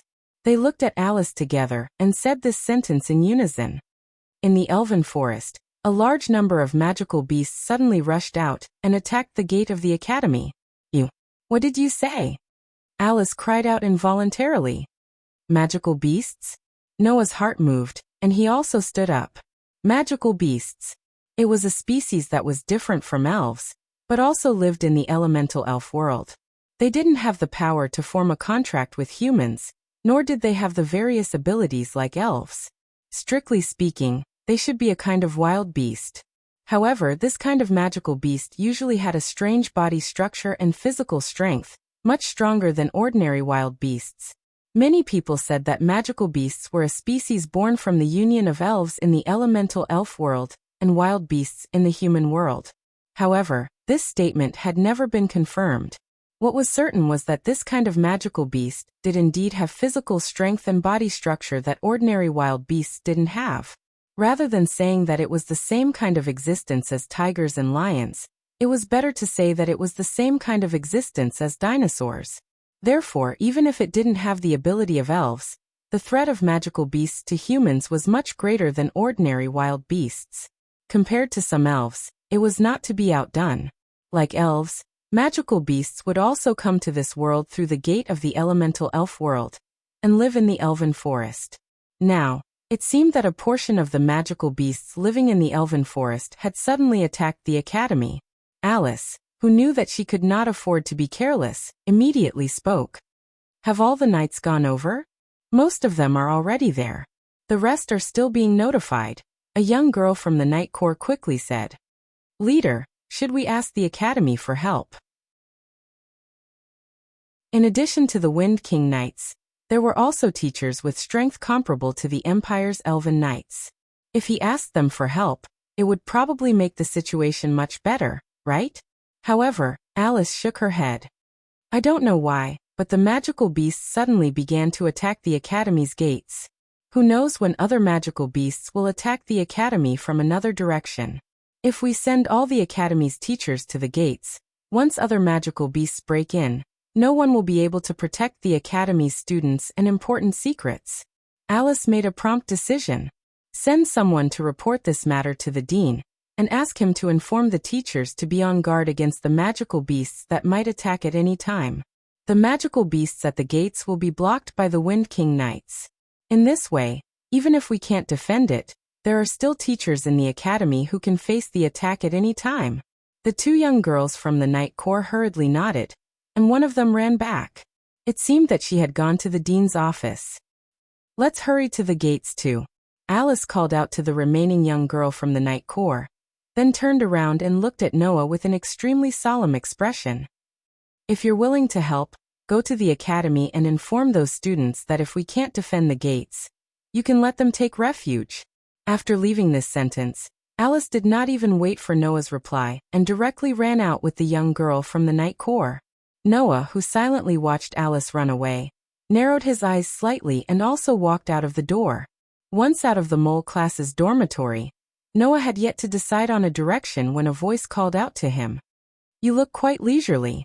Noah's footsteps paused, and he turned around to look at the source of the voice. In the direction of the academy, Grey Vaz walked calmly in the direction of Noah's direction. I thought you definitely went to the gates. Hearing the words of the continent's strongest elf envoy, Noah smiled indifferently. In other words, the current situation is so urgent that you need to find me to help? No, it's just magical beasts. They don't have the ability to attack this academy that specializes in nurturing elf envoys, and has teachers who are comparable to the Empire's elf knights stationed there. Grey Vaz cast her gaze in the direction of the gates. It's just that those girls from the Wind King Knights probably don't have the ability to block the attack of the magical beasts. Why would the magical beasts suddenly attack the academy? Noah asked the question that he was concerned about. Could it be that the academy often receives attacks from the magical beasts in the elf forest? Since it's a building built in the elf forest, it's not strange for it to receive attacks from magical beasts, Grey Vaz said with a calm expression. It's just that the magical beasts in the elf forest are generally from the elemental elf realm through the gate and accidentally enter this world. If there are no accidents, they won't form a group. The Wind King Knights can easily deal with a single magical beast. Noah understood the meaning behind Grey Vaz's words. Since the magical beasts in the elf forest usually acted alone, it could only be that someone was secretly manipulating them to suddenly attack in large numbers. I've already sent people to investigate who's behind this. Greyvoss glanced at Noah. As for the magical beasts at the gates, I'll leave it to you to deal with. Greyvatha's words left no room for doubt. It wasn't an order, nor was it a plea. It was like a teacher giving homework to a student. There was no reason for the student to not have to hand in the homework, just because he said he didn't want to. Greyvoss could be considered Noah's mentor in the field of elven envoys. Since Greyvoss was giving homework to Noah, the content of the homework was obvious. Noah, who was keenly aware of Greyvoss's intentions, frowned. Don't tell me you want me to use my contracted spirit to fight against a large number of magical beasts? With Noah's strength, it wasn't difficult to deal with a group of magical beasts. However, if he had to summon his contracted spirit to fight, it would be a different story. After all, Noah's contracted spirit couldn't be summoned at all. In response, Greyvoss said indifferently, I've said it before. When you're in battle, your improvement speed is 1,000 times faster than normal. Greyvoss looked at Noah meaningfully. Perhaps, only when you're in battle state will your amazing talent be displayed? After saying that, Greyvoss turned around and walked away. Looking at Greyvoss's back, Noah curled his lips. This hateful witch. When Noah arrived at the school square, what presented before him was chaos. Oh, magical beasts that were as big as giant dinosaurs and had all kinds of strange appearances were madly colliding with each other with their naturally huge bodies. The place where they collided was naturally the school gate. Dong dong dong dong. With the fierce collisions of those magical beasts, heavy sounds vibrated in the air. However, the school gate wasn't attacked at all, because a thin layer of light screen blocked the attacks of those magical beasts. Ugh! The elven envoys of the Wind King Knight Legion stretched out their hands toward the gate. Their hands were shining brightly, and their bodies were surging with the phosphorescence that represented divine power. They seemed to be supporting something bitterly and constantly transmitting divine power. Ha! Ha! At the head of the Wind King Knight Legion, Alice also stretched out a hand. Halos undulated in her hand, setting off waves of divine power fluctuations. She was also supporting bitterly. That thin layer of light screen was the enchantment created by the Wind King Knight Legion's elven magic. Noah looked outside the school gate and clenched his elven hand.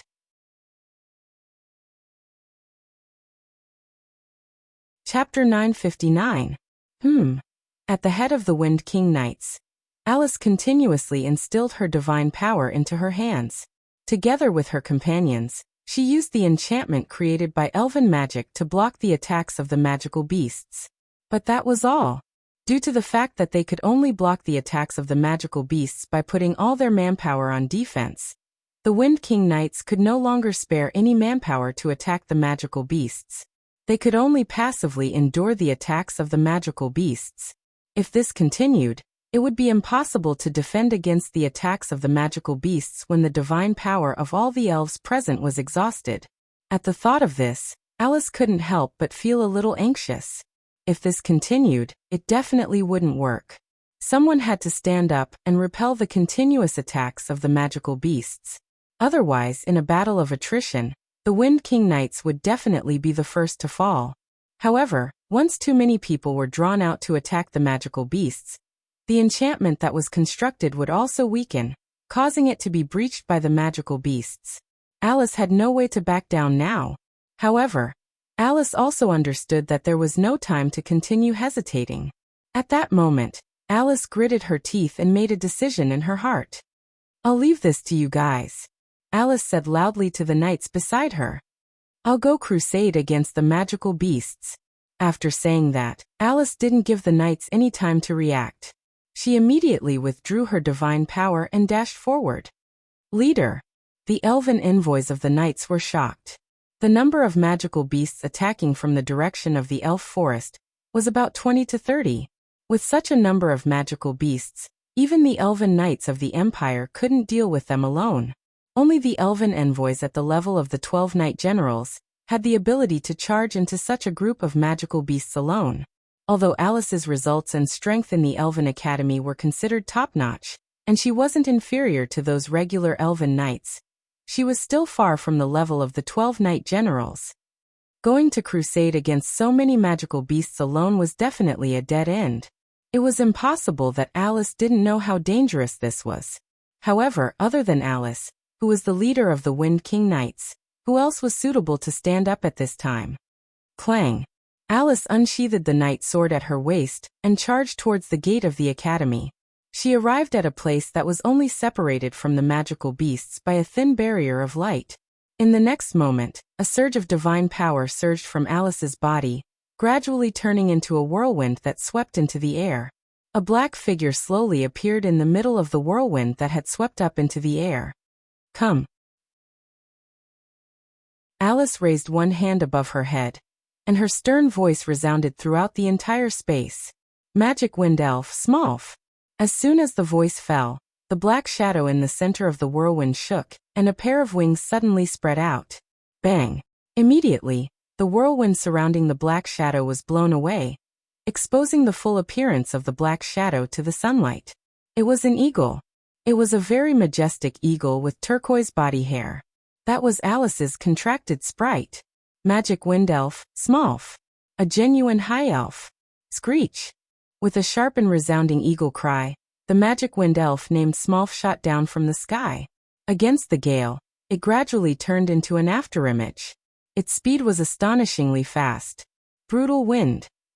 As if their minds were connected, Alice raised one hand high and closed her eyes. The divine power all over her body converged on that raised hand, and she chanted an elven incantation like a ballad. Bestow the magic spear that pierced through the heart of my archenemy to my hand. The magic wind elf that turned into an afterimage descended from the sky and turned into a whirlwind that suddenly landed on Alice's hand. Hum! A series of trembling sounds rang out from the ground. Whoosh! Gusts of gale swept in all directions. Alice only tightly grasped the whirlwind that landed on her hand, and with a spin, she faced the numerous magical beasts in front of her. And in Alice's hand, there was an extra spear. A spear that looked like it was used for rituals and ceremonies. Ha! Suddenly, Alice shouted and swung the ceremonial spear in her hand forward. Dong! A gust of gale suddenly appeared without any warning, and turned into the most powerful wind wave.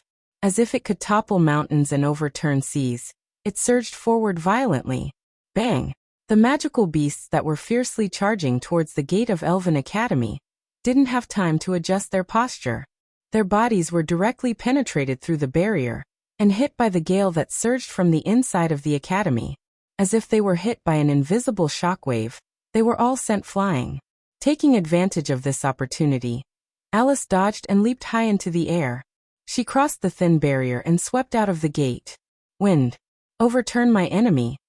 Alice, who leaped into the air, chanted an elven magic incantation in an extremely hurried tone, and swung the ceremonial spear down heavily. Wind King Explosive Array. Still, there wasn't even the slightest sign. The astonishing gale turned into a wave of impact. Like a tornado descending from the sky, it was like a huge drill that fell to the ground. Against the whistling sound of the wind, it landed on the ground. Bang! The ground that was directly hit by the storm, with the tornado as the center, exploded in all directions, rolling up the sand and dust in the sky, and bouncing the demonic beasts away again. This attack sent all the magical beasts that were attacking the gate of Elven Academy flying. At the same time, it also angered the magical beasts that had fallen to the ground. Roar! With a loud beast roar, a magical beast that looked like a snake suddenly shook from the ground and turned into the most direct attack. Its huge body shot towards Alice in the air. Alice was shocked and hurriedly raised the ceremonial spear in her hand to block in front of her body. But the huge body of the snake-like beast wasn't something that a small spear could block. Bang! With a dull thud, Alice let out a pained grunt as she was sent flying. Resisting the huge impact and pain from her body, Alice squeezed out a sound. Gale blow. A slight gust of wind blew around Alice's body, but it was just enough to cause Alice's body to slowly come to a stop and float in the air. Swish! But at the same time, A huge tail suddenly lashed out from Alice's side. It cut through the air at an astonishing speed and landed heavily on Alice's body. Bang! With another muffled sound, a black shadow shot down from the air and smashed onto the ground, stirring up thick smoke and dust. Commander! Inside the academy, the Wind King Knights saw this scene with their own eyes and let out sorrowful cries. However, only Alice knew the truth. That blow didn't cause any harm to her at all, because at the critical moment, a figure suddenly appeared by Alice's side and pulled her into his arms. Then he threw out an extremely powerful punch to meet the enormous tail that seemed to cover the sky and cover the sun. As a result, the person who took Alice into his arms shot down from the air, due to the force of the collision. As for the huge tail, it was also blasted away. The owner of the huge tail was that snake-like magical beast just now. The gigantic magical beast that had been blasted away drew a perfect parabola in midair, and then fell into the large group of magical beasts in front of it, and was drowned by the rest of the magical beasts. Only then did Alice open her eyes. What was imprinted in Alice's eyes was a face that she hadn't seen many times but was rather familiar with. Alice was stunned. The man who took Alice into his arms glanced at the magical beasts that were roaring at him, and a glint flashed across his dark and deep eyes. "Leave the rest to me." With that, Noah put Alice down from his arms, and before Alice could react, he took steady steps and walked forward step by step. A burst of berserk divine might rose from the figure that was neither tall nor big, but it was abnormally tall and straight. Chapter 960. Roar, roar, roar, roar. At this moment, the roars of numerous magical beasts resounded through the sky, echoing throughout the entire Alicia Elven Academy. Rumble. Without any hesitation, the magical beasts that were blown away by Alice's storm once again gathered in groups. Like a violent wave, their heavy footsteps repeatedly stomped on the ground, and as the ground shook, they surged in Noah's direction. If they were to be drowned by the horde of beasts, it was likely that anyone would end up being trampled to death. However, Noah's expression did not change at all as he looked at the rather shocking group of magical beasts swarming towards him. Noah had already faced this scene countless times. In the world of the Dark Bullet, Noah had faced thousands of protozoan virus legions. In the world of the Godslayer, Noah had faced thousands of wolves released by Marquis Warban.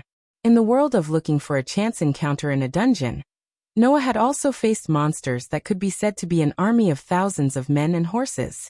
Compared to those magical beasts, there were only 20 or 30 of them, and they were only able to create such a shocking scene because of their large size.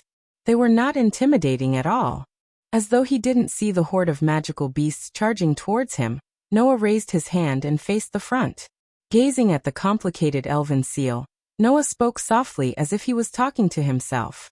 "I don't know what happened to you, and I don't know what your current situation is, but in the dream, I can feel that fearless emotion and extraordinary power you had when you fought the Demon King with your previous master. So, I believe that you must know about me just like me." Noah's voice was strong and powerful as he said this. "It doesn't matter if you're the legendary holy sword that killed the Demon King, or just an unknown elf. If you really know about me, then answer me. Because I need you." As soon as he finished speaking, Noah clenched his outstretched hand into a fist. The endless divine power that surged around him gushed toward the elven mark, like a flood that was released from a dam. "Cold Steel Queen, the holy sword that slays demons, become a sword of steel, and bestow me with divine power." The elven language that represented the contract turned into a song that reverberated in the air. Clang. On the back of Noah's hand, the intricate elven seal bloomed with extremely bright light, illuminating the surroundings. Thus, the circuit to the elemental elven world was successfully established. In the past, Noah's summoning would always end in failure, because he could not get a response from the elven contract in the elven world. However, this time, Noah clearly felt it. A faintly discernible presence appeared silently from the end of the circuit that connected the elven seal to the elemental realm, and responded to Noah's call. 1. At this moment, the elven seal in Noah's hand burst out with lightning. In that lightning, dense light particles slowly gathered together, and gradually condensed into form in Noah's hand. Immediately afterward, it was as if something had broken free from within, and the condensed light particles suddenly exploded. Bang! After a sound like glass breaking, the light particles that gathered in Noah's hand dissipated. However, a cold object appeared in Noah's hand and fell into his palm. Sword. It was a steel sword that was silver in color, inlaid with gold threads and crystals, and flowed with a layer of sacred silver light. On the blade of the steel sword, there were words inscribed in the ancient elven language: Terminus Estate, Protector of the World. Roar, roar, roar, roar. The violent and chaotic roars of magical beasts rubbed against the air, causing the dangerous atmosphere to once again fill the entire space. Noah just raised his head and looked at the group of magical beasts charging at the forefront. A trace of coldness flashed across his deep eyes. Clang! A sword light that seemed to shake the world suddenly appeared in the space. It crossed the space at an amazing speed, and directly swept toward the group of magical beasts charging at the forefront. Poochie. The group of magical beasts charging at the forefront was directly swept by the bright sword light. Accompanied by a clear tearing sound, their huge bodies were cut in half. Boom! The body of the magical beast that was cut in half fell heavily to the ground, causing a heavy sound and sand to fill the sky. The group of magical beasts charging with their companions at the forefront without any precaution were pulled down by the corpses that fell to the ground one after another. In a series of muffled landing sounds, they smashed to the ground one by one. This scene shocked all the elven envoys of the Wind King Knights led by Alice, and they stood rooted to the ground in shock. Even Noah looked at the steel sword in his hand in surprise. At this time, the steel sword shining with silver light was flowing with a layer of holy light under the situation where Noah poured a lot of divine power into it. Holding the holy sword that killed the Demon King tightly, Noah could even clearly feel that the sword in his hand had a very clear pulse, as if it had a life of its own. It was tightly integrated with Noah's divine power. Under such circumstances, the divine power that Noah poured into the holy sword all turned into its power. Although he didn't know what kind of ability this holy sword had, it was impossible for ordinary elves to have the power to kill more than half of the magical beasts with just one blow. Because the person who wielded the sword was Noah, only then did Noah know what kind of power the steel sword in his hand had. To put it bluntly, as long as there was enough divine power, Noah even had the confidence to split a mountain peak with the holy sword in his hand. Is this your power? Noah slowly closed his eyes, feeling the pulse and power of the holy sword in his hand, and the corners of his mouth rose slightly. That's not all, right? Show me what you've got. The steel sword shining with silver light shook, as if responding to Noah's voice, and the holy light on it became more and more dazzling. Roar, roar, roar, roar. At this time, those huge magical beasts stood up from the ground and rushed in from all directions toward Noah's direction. Whoosh! Noah maintained the state of closing his eyes, but with a step his speed suddenly soared and flashed across the ground. The next second, the silver holy sword swept across the space and slashed at a magical beast beside him. Poochie! With the flash of the sword light, the huge magical beast's body was cut into two. In the academy, the members of the Wind King Knights could only see a sword light flashing back and forth among the magical beasts, repeatedly sweeping across the space. Poochie, poochie, poochie. Every time that sword light flashed in the space and swept across the magical beasts' bodies, the huge magical beasts would be cut into two at the waist. And the elf user who was waving the steel sword shining with silver light among the magical beasts kept his eyes closed, and his figure flashed back and forth nimbly. That scene was simply like an intoxicating dance. With Alice as the leader, all the members of the Wind King Knights were intoxicated by it. It didn't matter whether it was a male elf user. At this moment, Alice and the others were just admiring an intoxicating sword dance, and their hearts were brimming with emotions called touching. Unfortunately, that intoxicating sword dance appeared in a hurry and disappeared in an extremely hurry as well. When Alice and the others reacted, the world that was filled with the roars of the magical beasts and the tremors of the ground had unknowingly returned to silence. Those magical beasts that made the Wind King Knights badly battered all ended up dying without an intact corpse. The bodies that were cut in half at the waist were mixed together, and their original appearances couldn't be seen. Only the figure holding the steel sword shining with silver light was left standing in the middle of the magical beasts that had fallen to the ground. Under the rendering of the light of the holy sword, his figure was exceptionally sacred. Noah, who was immersed in his own world, opened his eyes and cast his gaze back to the silver holy sword in his hand. Looking at the sword inscription engraved on the holy sword, Noah opened his mouth slightly. World Protection Deity, Aster. The light circulating on the holy sword brightened slightly. It looked like it was responding to Noah's voice.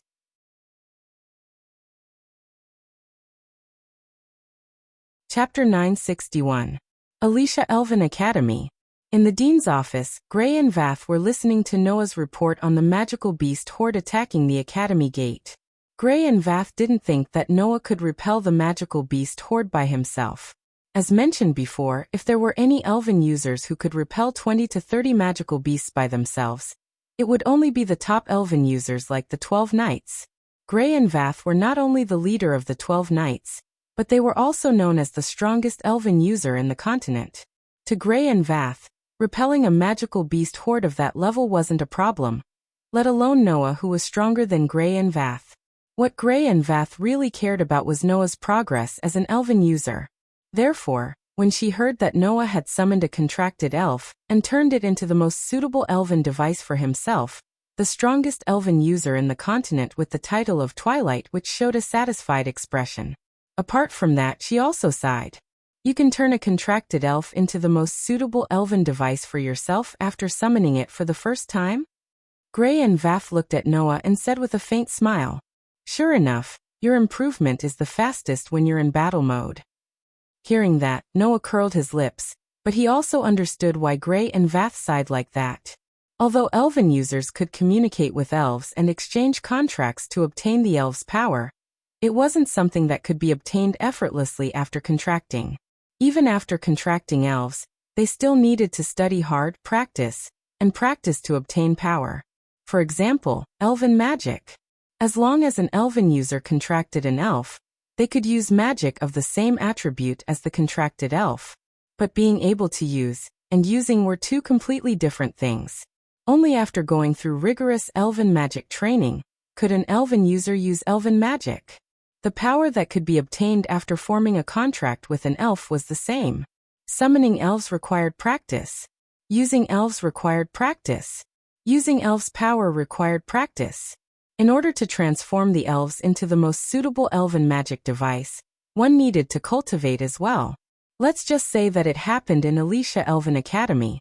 Although Claire and Alice were able to use the elven equipment so easily, they thought that it was easy. In fact, in the entire Alicia Elven Academy, less than half of the students were able to use elven devices. Most of the senior students were able to use the elven device.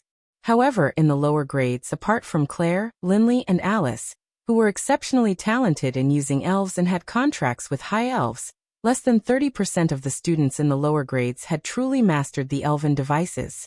However, in a battle situation, Noah, the God Slayer, would naturally grasp the method of battle. After summoning the contract spirit, as part of the instinct of the God Slayer, Noah understood what was the most suitable fighting style for him at that time. Therefore, in that instant, Noah naturally grasped the method to transform the elves into the most suitable elven device for him. All of this was due to the God Slayer's unparalleled talent in battle. Or rather, it could be said that it was his instinct in essence. Of course, Noah's amazing talent was also one of the reasons. If that's the case, there won't be a problem. Gray Vath heaved a sigh of relief, her expression more or less becoming dreamy. My goal can be achieved. After hearing Gray Vath's words, Noah remembered. Gray Vath had invited him to study in Alicia Elven Academy for a purpose. As for what that purpose was, Gray Vath had never mentioned it. No, it shouldn't be said that she didn't say it, but Gray Vath felt that it wasn't the right time to say it yet. Gray Vath had always been waiting for Noah's power in using elves to blossom. Now Noah was finally able to use the elven device. Being able to use the elven device was an important step for an elven user to take charge of things. In other words, as an elven user, even if Noah wasn't outstanding, he could still be considered to have passed the test. Can you say it now? Noah asked. You were so kind to help me solve the problem of my identity, and even gave me guidance in using elves. What is it for? Grey Vath was silent. Grey Vath picked up the coffee on the table and took a sip. After a while she said this. I want you to participate in the Elven Sword Dance Ceremony. Elven Sword Dance Ceremony? Noah frowned. Elven Sword Dance Ceremony. The ceremony to present the Sword Dance Ceremony to the Elven King. Grey Vath did so much for Noah just to let Noah participate in this ceremony? However, if this was really the case, then the question that Grey Vath asked about Noah's age when they first met would be answered. The power of an elven user would continuously decline after reaching its peak. The peak period of power development would be between the ages of 10 to 25. Therefore, the elves loved the things that young and pure elves offered the most. Therefore, the Elven Sword Dance Ceremony had a rule that only elves under the age of 20 could participate. This rule didn't only apply to the Elven Sword Dance Ceremony, but also to any important event where elves were sacrificed. Noah wasn't yet 20 years old, so he just happened to meet this rule. In 2 months, the Elven Sword Dance Ceremony will be held in the elemental elf world, Grey Vath said to Noah. I hope you can participate in the Elven Sword Dance Ceremony in 2 months and win. Why? Noah's frown deepened, and he asked directly. Why do you want me to participate in the Elven Sword Dance Ceremony? Grey Vath was still silently sipping her coffee. After a while she replied.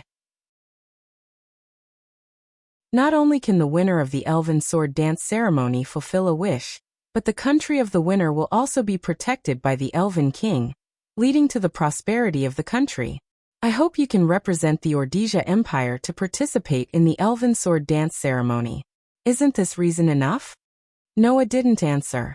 He only looked straight at Grey Vath. Noah's intuition told him that this reason was very likely one of the reasons why Grey Vath wanted him to participate in the Elven Sword Dance Ceremony. There was also a very important reason that Grey Vath didn't say. Grey Vath didn't tell the truth, but she also didn't tell a lie. It was just that Grey Vath hid a part of it. Was it because it would be bad if Noah found out? Or was it because of other reasons? Noah didn't know. However, Noah saw an emotion in Grey Vath's eyes that didn't avoid him. Uneasiness. Obviously, at the Elven Sword Dance Ceremony in 2 months, something that Grey Vath definitely didn't want to happen would happen. Therefore, Grey Vath wanted Noah to win in the Elven Sword Dance Ceremony to eliminate her uneasiness. As an elven user, your ability can only be considered passable, but your strength is quite amazing. Grey Vath looked straight at Noah. If it's you, you will definitely win. That's why I let you stay. This time, it was Noah's turn to be silent. Frankly speaking, just like during the Holy Grail War, Noah didn't think that winning in the Elven Sword Dance Ceremony would fulfill any of his wishes. Noah really didn't have any thoughts about the Elven Sword Dance Ceremony, and that meant that Noah didn't have a reason to participate. Similarly, there was also no reason not to participate. I understand. Noah sighed. I will participate in the Elven Sword Dance Ceremony in 2 months. Hearing this, Grey Vath smiled. If it was said that Grey Vath was relieved after knowing that Noah used the elven device, then now, Grey Vath really felt a little relieved. As for whether Noah could win, Grey Vath felt that even if it wasn't 100%, it would still be more than 70% to 80%. The remaining part was because of the Elven Sword Dance Ceremony itself. This time, the Elven Sword Dance Ceremony is a team competition, Grey Vath said. You still have to find your own teammates. Noah suddenly felt troubled. Teammates? In this academy, could he find teammates?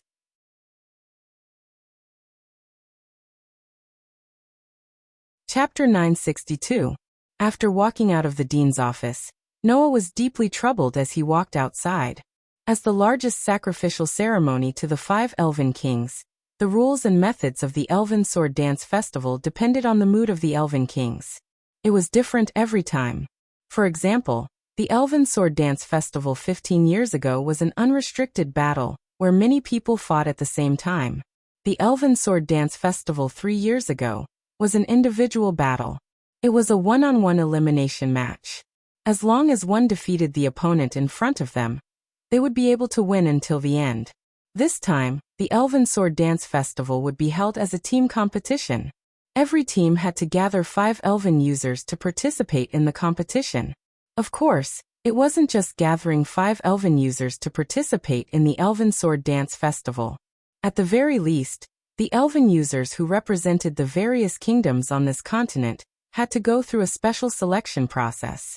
The Alessia Elven Academy, as the academy specially used to nurture elven users in the Elven Sword Dance Festival, received 3 spots to participate. In other words, only 3 teams in the Alessia Elven Academy could participate in this Elven Sword Dance Festival.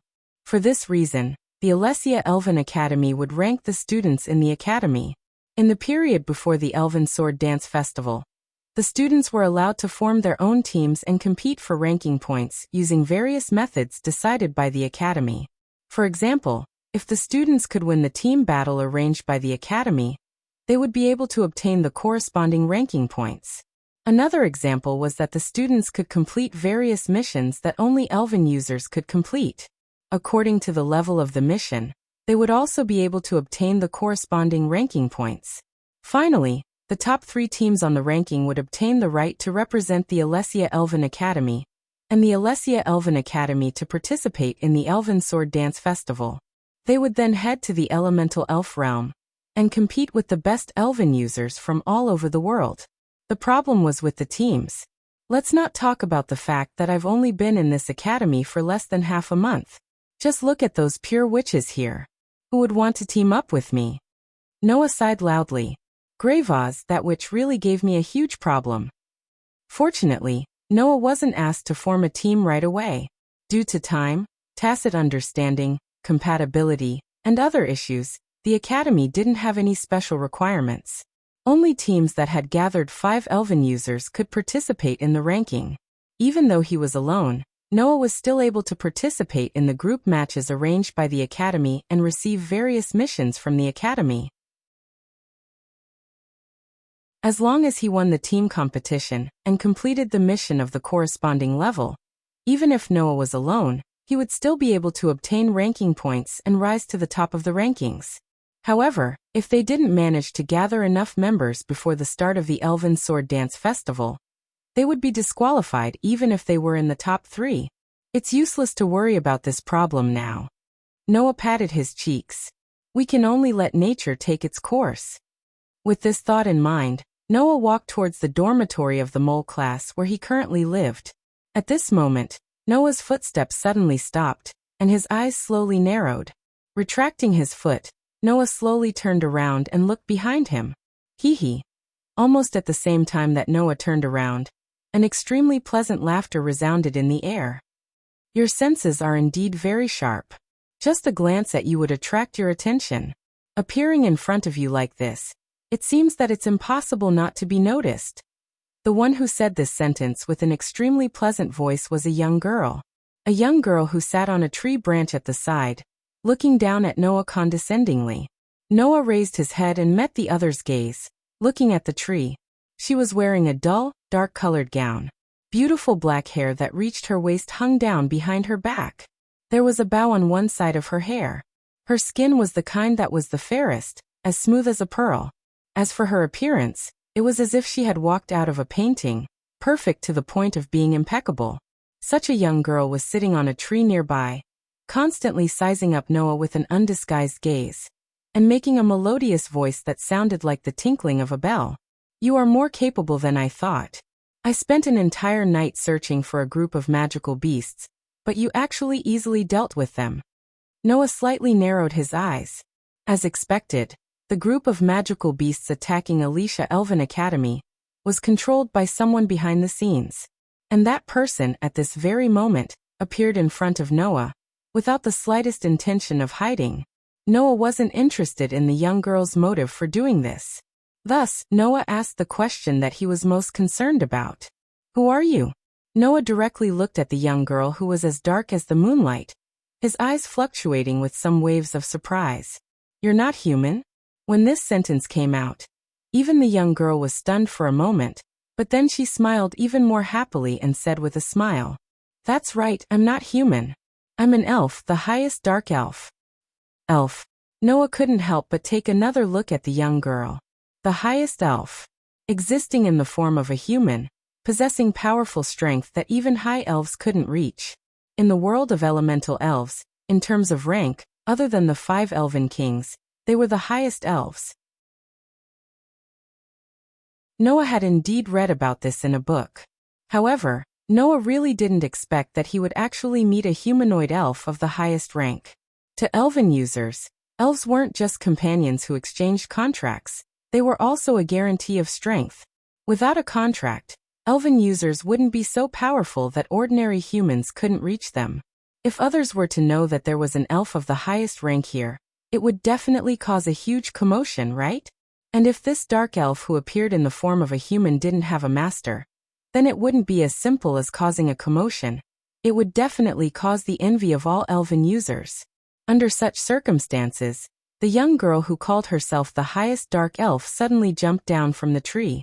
As if her body was weightless, she lightly landed in front of Noah. The distance was close enough to make one think of an intimate lover. With her hands behind her back, the highest dark elf bent down and looked up at Noah with her beautiful eyes. On her charming face hung a beautiful smile that would make one's heart drunk. In history, other than the Demon King, there hasn't been a second male elf user. Your existence really makes me feel very concerned. The dark elf girl reached out a hand and gently caressed Noah's cheek. Her eyes were also swaying, looking very delicate and pitiful. If it wasn't for me, I believe that those who know would think that you're the Demon King's successor, right? Hearing the dark elf girl's words, Noah only allowed the dark elf girl to caress his cheek. His eyes met the dark elf girl's swaying eyes without any ripples as he asked this question. What do you mean by that? Very simple. The dark elf girl smiled mischievously. I just want to say that if you were the Demon King, then there's no way I wouldn't know. So, I can be sure that you're definitely not the Demon King.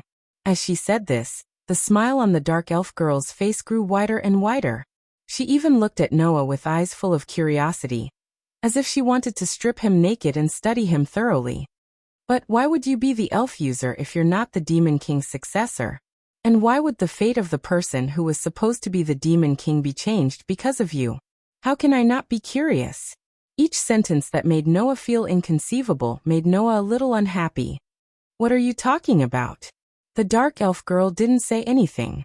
She just kept looking at Noah, as if she wanted to remember Noah's appearance forever.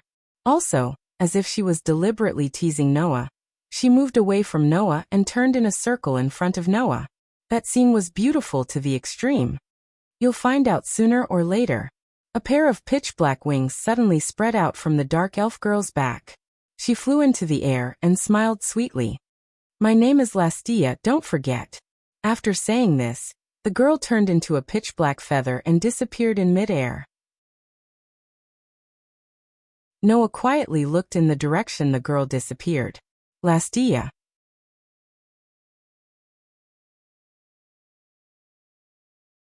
Chapter 963.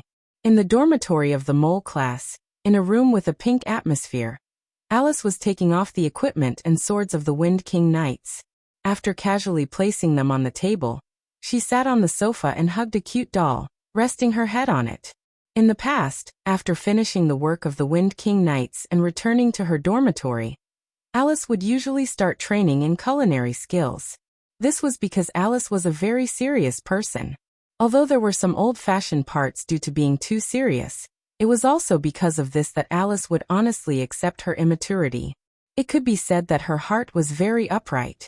This was also the reason why she would train in culinary skills. Alice's dream was to become an outstanding knight. However, while being a knight, Alice also clearly remembered that she was still a young girl. In this aspect, Artoria was different from Artoria, who had given up on being a young girl in order to become an excellent knight and a perfect ruler. Therefore, Alice felt that while she was constantly advancing as a knight, for the sake of her future partner, she had to advance as a young girl as well. Therefore, in her free time, Alice would train her culinary skills for her future husband. Today, Alice did not immediately start training in culinary skills, which was rare. In Alice's mind, she kept replaying the scene that had happened today. The scene of her being rescued by a man from the ferocious magical beast, and lying obediently in his arms. Moreover, it was in the form of a Princess Carrie. Thinking of that scene, Alice's pretty face turned completely red, and her heartbeat quickened slightly. The only ones who could communicate with the fairies were the pure and innocent girls. In order to maintain the purity of their bodies and minds, as elven messengers, the witches were almost completely isolated from the male environment since young. They received all kinds of elite education as elven messengers, and became super greenhouse flowers who were not used to contact the opposite sex. It was precisely because of this that Noah, a male elven envoy, had suddenly barged into an academy that only had pure and innocent girls. That was why he had caused such a huge commotion, and even caused the pure witches to be subconsciously fearful and curious. However, being pure also meant that they were easy to deceive. Only a little overly ambiguous contact would cause these young girls' hearts to sprout, and their hearts to beat incessantly. Now Alice was undoubtedly in this state. So he is so strong. While recalling the scene of her being rescued by Noah from the magical beasts, Alice could not help but think of Noah's leisurely and pleasing sword dance among the magical beasts. His sword dance somehow feels a little different from ours. The so-called sword dance originally referred to those battle techniques that were used to please the elves and were extremely pleasing to the eye. In order to unleash the full power of the elves, the elven messengers' battle techniques had to be closer to the sword dance. Otherwise, it was very likely that the contracted elves would not be able to unleash 100% of their power, or even be unable to control of the contracted elves. For this reason, every elven user had to work hard on their battle techniques, so that their battle techniques would possess true battle prowess. At the same time, they also needed to have a ritual effect that could unleash the full power of the elven user. Alice, Alice, Alice, Alice, Alice, Alice, and Alice, Alice, Alice, and Alice, Alice, Alice, and Alice, Alice. Take Alice for example. If she had to divide her sword dance into a ratio, then the ratio of practicality to aesthetics was 50/50. This was also the ratio of ordinary elven messengers' sword dances. However, Noah's sword dance gave Alice the feeling that it was 100% practical, and even the aesthetics were 100% perfect. Alice had only seen such a perfect sword dance from one person before. Lena Subble. 3 years ago, she had become the champion of the Elven Sword Dance Festival, using her beautiful sword dance to conquer the hearts of almost all elven messengers and obtain the title of the strongest sword dancer. At that time, Alice was still young, but she had watched the Elven Sword Dance Festival, and had also watched the sword dance of the strongest sword dancer. Thus, Alice had also been captivated by the sword dance of the strongest sword dancer. Noah's sword dance was completely different from Lena Subble's. If one were to say that Lena Subble's sword dance was beautiful, then Noah's sword dance was elegant and free. However, the sword dance of these two people had a kind of perfection. It was 100% practical and aesthetically pleasing, and there was no feeling of one aspect falling behind the other. That was the true sword dance. Alice thought so in her heart. At this moment, a voice sounded by Alice's ear. "What are you doing?" The sudden voice caused Alice, who was immersed in the memories of the morning, to shiver. Her hand almost subconsciously grasped the hilt of the knight sword beside the sofa, and she fiercely pulled it out, bringing with it a sharp gust of wind as she swung it towards the source of the voice. Clink. At the same time, a hand suddenly appeared by the side of the knight's sword. With a crisp sound, the thumb and index finger pinched the sharp blade of the knight's sword, stopping the sword in its tracks. Only then did Alice react, and see the full appearance of the owner of the voice clearly. Impressively, it was the person that Alice had been blushing and her heart was beating fast. He, tightly pinching the sharp blade of the knight's sword. Noah looked at Alice and smiled insincerely. "Your way of greeting is still so special, Captain Knight." Being looked at by Noah with such a fake smile, Alice's pretty face turned red with a bang, and she stuttered. "You. Why are you here? Why am I here?" Noah said helplessly. "I say, Captain Knight, you can't have forgotten that I was invited here by you, and that I'm temporarily staying with you, right?" Noah was right. Alice had indeed forgotten. Stay with me." Alice's face looked like it was boiling, and even steam was starting to come out. Stay with me. Stay with me." At this moment Alice was in a complete mess. thinking about how Noah had saved her from the hands of the magical beast in the morning, and how he had hugged her tightly, and then thinking about the fact that she was staying with Noah. Alice's heart felt like it was about to explode, beating violently. In such a situation, Alice could only yell at Noah with a flushed face. We're not staying with you. I'm sleeping in my own room. You're only sleeping on the sofa here. I didn't say we were sleeping together. The corner of Noah's mouth twitched, and he said strangely, "Why are you having such a big reaction?" It's none of your business." Alice hurriedly put away the night sword that Noah was holding tightly, and hurriedly picked up the equipment on the sofa. I'm going back to my room." After saying this, Alice rushed into her room as if she was escaping, and with a loud bang, she shut the door tightly. Seeing this scene, Noah was speechless for a long time. What's going on? On the other side, Alice, who had shut the door tightly, leaned against the door and clutched her chest, feeling her intense heartbeat. Her face was filled with embarrassment and confusion. Why do I feel this way? Undoubtedly, I didn't feel this way yesterday. There must be a mistake somewhere. Alice could only plunge into her bed, hugging her pillow, and squeezing out a moaning sound. The night passed by as Noah was at a loss and Alice's blushing heart was beating fast. The next day, Noah's first feeling when he woke up in a daze was confusion. This time, I didn't have the dream of the saintess fighting the demon king? With this doubt, Noah's mind gradually regained clarity. However, as Noah's mind gradually cleared up, he found something strange. For some reason, in Noah's arms, there seemed to be something round, soft and smooth, very warm and comfortable. If he had to make a comparison, it was like the most advanced pillow. Noah had hugged similar things before. For example, Mila. For example, Lisanna. For example, Julie and Lilith. And for example, Kitten and Hastia, who often burrowed into Noah's bed. What's going on?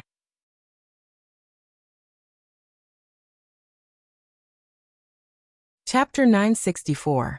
The extremely comfortable touch from his arms made Noah's somewhat fuzzy consciousness disappear in an instant, and he was completely awake. Without any hesitation, Noah suddenly tightened the quilt covering his body and pulled it open. Who-dash! With the sound of the quilt being pulled open, the scene that originally existed under the quilt was displayed in front of Noah. However, looking at the scene under the quilt, Noah's face was completely stiff. With a soft sound, something like the highest grade of pillow slowly straightened up from Noah's arms, and a silver-white color filled Noah's entire eyes in an instant. It was the color of waist-length hair that looked extremely elegant, like a waterfall hanging down to her waist. As if swaying, the extremely beautiful silver-white long hair gently floated in front of Noah's eyes, and then drooped down with gravity. It swayed in a circle of beautiful arcs and draped over a layer of skin. A layer of skin that was as white as pearls and as smooth as jade. Finally, it gave people a feeling that it was as smooth and beautiful as ivory. And with such waist-length silver-white hair and ivory-like smooth and beautiful skin, the petite girl sat up from Noah's arms and entered Noah's eyes instead of the silver-white hair and ivory-like skin. At this moment, Noah only felt that time had stopped, and even his breathing had stopped for a moment. It wasn't just because of the sudden appearance of such a petite and cute girl in his arms. It was also because the girl's slightly raised little face was so delicate that even Noah, who had seen many beautiful girls, couldn't help but feel suffocated. This was not the most important thing. The most important thing was that this beautiful and petite girl who sat up from Noah's arms was naked. No, she wasn't completely naked. On the girl's pair of equally beautiful ivory-like thighs, she was actually wearing a pair of black over-the-knee socks. But in the case of almost naked, this pair of over-the-knee socks did not play any role in covering at all. Instead, it added an indescribable charm. Undoubtedly, it was such a petite girl wearing over-the-knee socks sitting in his arms, but Noah did not have any blasphemous thoughts. At this time, there was only a sense of beauty and inviolable holiness in Noah's heart, as if a fairy appeared in front of him. As a result, Noah could only look at the beautiful girl sitting in his arms with a stiff face, unable to speak for a long time. It was not as if Noah had not encountered the same situation before. After all, in the world of absolute dual blades, Julie and Lilith slept in Noah's arms more than once, making Noah usher in a wonderful morning. Therefore, Noah thought that he had long been used to the same scene. Until now, Noah knew that the so-called habit was just because the really impactful things had not appeared in front of him yet. Even if he was used to beautiful things, when he saw new beautiful things, humans would involuntarily be moved from the bottom of their hearts. However, in addition to being moved, Noah was also shocked by the impact of the sudden things in front of him. In such a situation, Noah didn't know how to react at all. For a while he could only stiffen his face and fall into a state where he couldn't react. Unfortunately, time didn't really stand still. When Noah fell into a state where he couldn't react, the petite girl who sat up from Noah's arms, only wearing over-the-knee socks on her thighs, tilted her head, swaying with an inexplicable expression. A pair of pitiful eyes stared at Noah and spat out such a sentence without ripples. "Have you woken up?" The girl's voice wasn't the kind of clear and crisp water droplets that matched her appearance, but carried a somewhat steady bass. This voice couldn't be said to be not cute, but it didn't contain any emotions or fluctuations in it, making people feel cold. It was this cold and indifferent voice that caused Noah to shudder and come to his senses. "You." Noah's first reaction was to sit up. However, because the beautiful girl with silvery white waist-length hair was sitting on Noah's waist, when Noah sat up, the distance between his face and the extremely beautiful and tender face was infinitely close. Looking at the delicate face that suddenly enlarged in front of him, Noah's heart was shocked. He quickly raised his head and opened up a distance, his heart beating slightly faster. Noah had to admit, he hadn't been so embarrassed for a long time. What made Noah even more embarrassed was that seeing Noah raise his head and open up a distance, the beautiful and delicate girl, like a doll, actually moved her head closer and slightly raised her eyes, letting a pair of flickering eyes meet with Noah's eyes. "What's wrong with you? Are you not feeling well?" No. Noah's voice became a little strange. "I'm not feeling unwell, I'm very comfortable." As soon as this sentence came out, Noah fiercely slapped himself, making a very clear and loud sound. This slap made Noah calm down a little, but also made the beautiful girl show a puzzled expression and asked innocently, "Why did you hit yourself, Master?" "I just wanted to calm myself down a little." Noah smiled embarrassedly, then immediately reacted and said in surprise, "Master?" "Yes." The beautiful girl with silvery white hair nodded, and said as if it was a matter of course, "You are my master." "I'm your master?" Noah hadn't completely understood the meaning of this sentence, and then, on the back of his left hand, a sharp tingling sensation was transmitted to his nerves. That sharp tingling sensation came from Noah's elf mark. Feeling this sharp tingling sensation, Noah finally understood. "You." Noah looked at the girl in a daze. "You're not my contracted elf, are you?" "Yes." The beautiful girl with silvery white hair answered expressionlessly, "I am your contracted elf, and also your sword. You are my contractor and also my master." Saying such a sentence, the holy sword elf who had killed the demon king in the past moved in the direction of Noah, and covered Noah's left hand with the elf mark with an ice-cold little hand. Looking straight at Noah, some indescribable emotions emerged in her eyes. "I hereby swear that your life will be protected by me, and the enemies that obstruct you will be eliminated by me."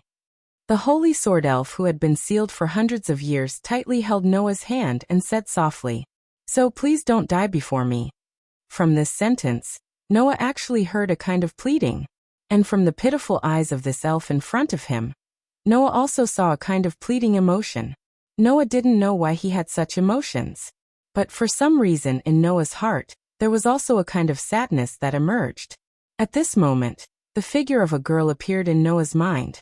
She held a steel sword that shone with silver light in her hand, and had long hair that was as beautiful as golden sand. She was called the Saintess of Salvation by later generations, the girl who saved the entire continent. However, the young lady's figure gradually dimmed. As if she was planning to disappear from this world, bit by bit, she dimmed down. Following the disappearance of the Saintess of Salvation, the sadness in Noah's heart became more and more intense. This kind of emotion caused Noah to hold the delicate hand of the holy sword elf. Just as Noah was about to reply, The sound of something heavily hitting the ground rang out. He saw Alice, who was standing at the door of her room, staring blankly at Noah and the holy sword elf who were tightly pressed together on the sofa. Her eyes were filled with an expression of disbelief. At Alice's feet, the knight's sword that she didn't have time to wear at her waist fell to the ground with its scabbard, causing the sound from just now. Seeing this scene, the corner of Noah's mouth twitched. He could already foresee what was going to happen next. I misjudged you. As expected, Alice picked up the knight's sword from the ground with tears in her eyes, and fiercely pulled it out. You shameless person. Suddenly in Alice's room, there was a burst of noise that didn't calm down for a long time.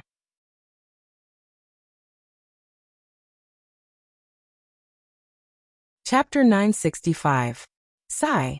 Walking in the vast atrium of the Elven Academy, Noah was still sighing about a rather bad and noisy morning. However, that was also something that couldn't be helped. Originally, Noah was already the target of all the pure and innocent young girls in this academy. In the end, such a person was closely attached to a naked beautiful girl. It would be really strange if it didn't cause a commotion. Of course, the commotion was caused, but it was left unsettled in the end. Although Alice seemed to be very excited, it was also because of this that Noah, who felt that the girl wouldn't listen to anything, could only imitate the method he used to meet Alice for the first time.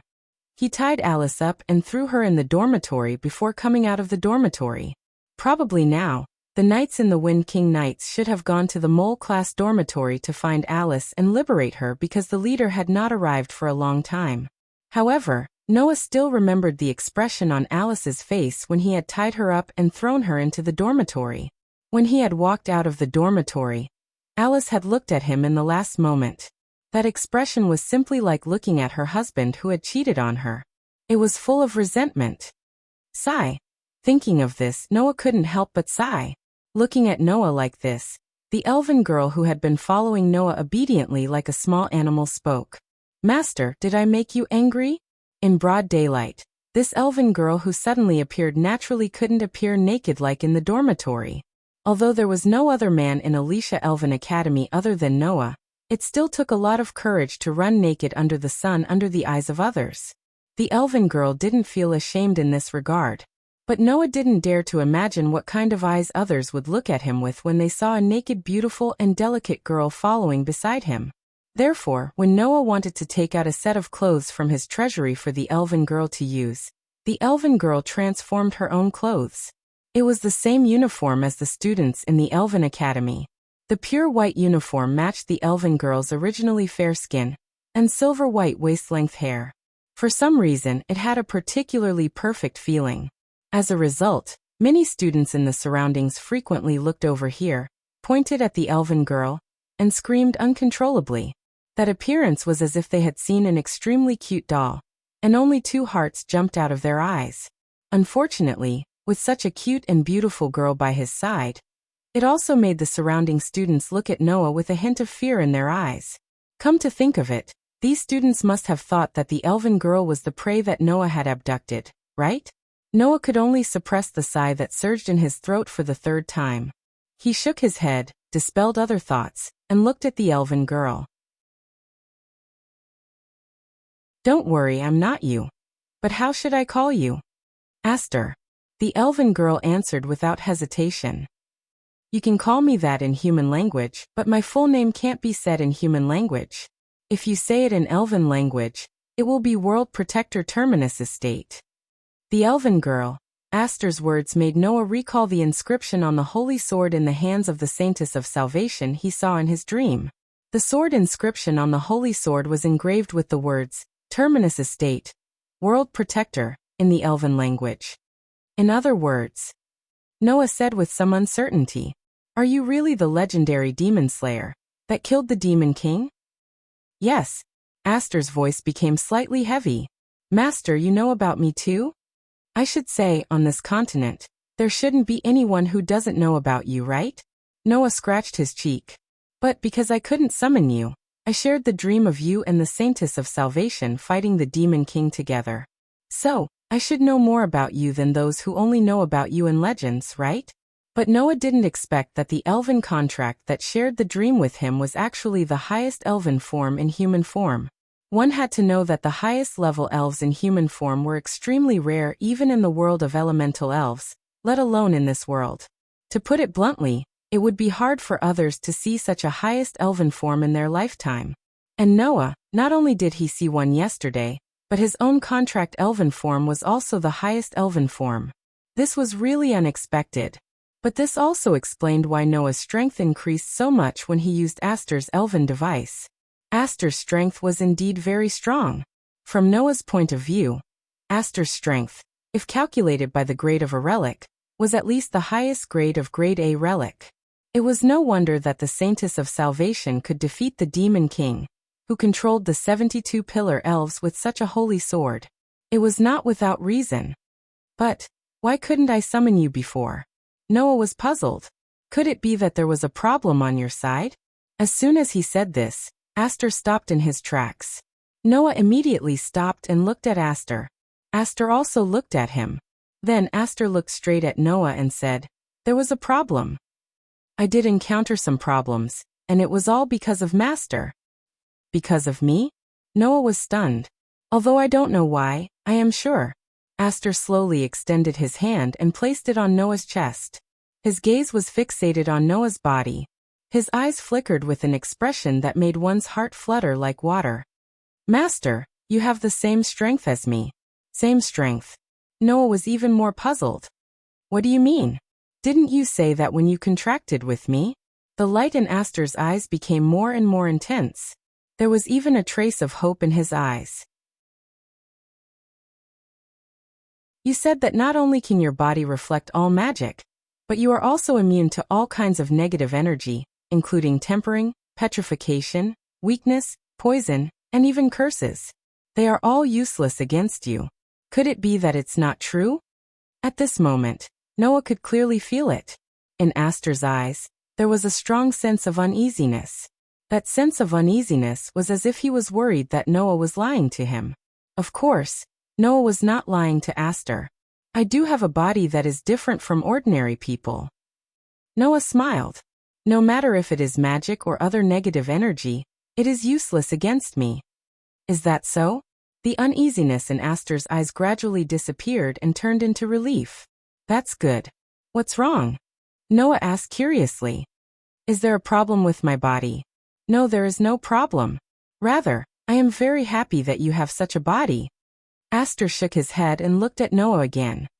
"With such a body, you are destined to be the master of me, the world's strongest sword spirit." "The strongest sword sprite?" Noah blinked his eyes.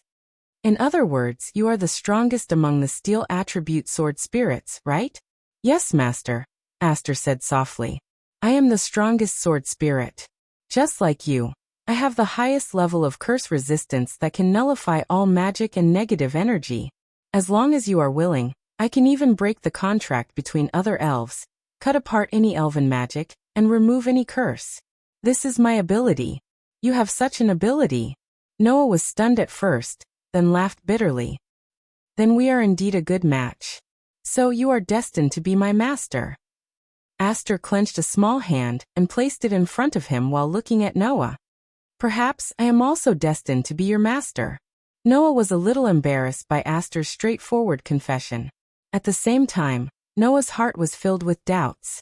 Even if his body was very similar to Aster's ability, it should not be to the extent of destined to be your master, right? In addition to Aster's previous performance, Noah felt that there must be other reasons for Aster to say such words. There must be other more important and heavier reasons.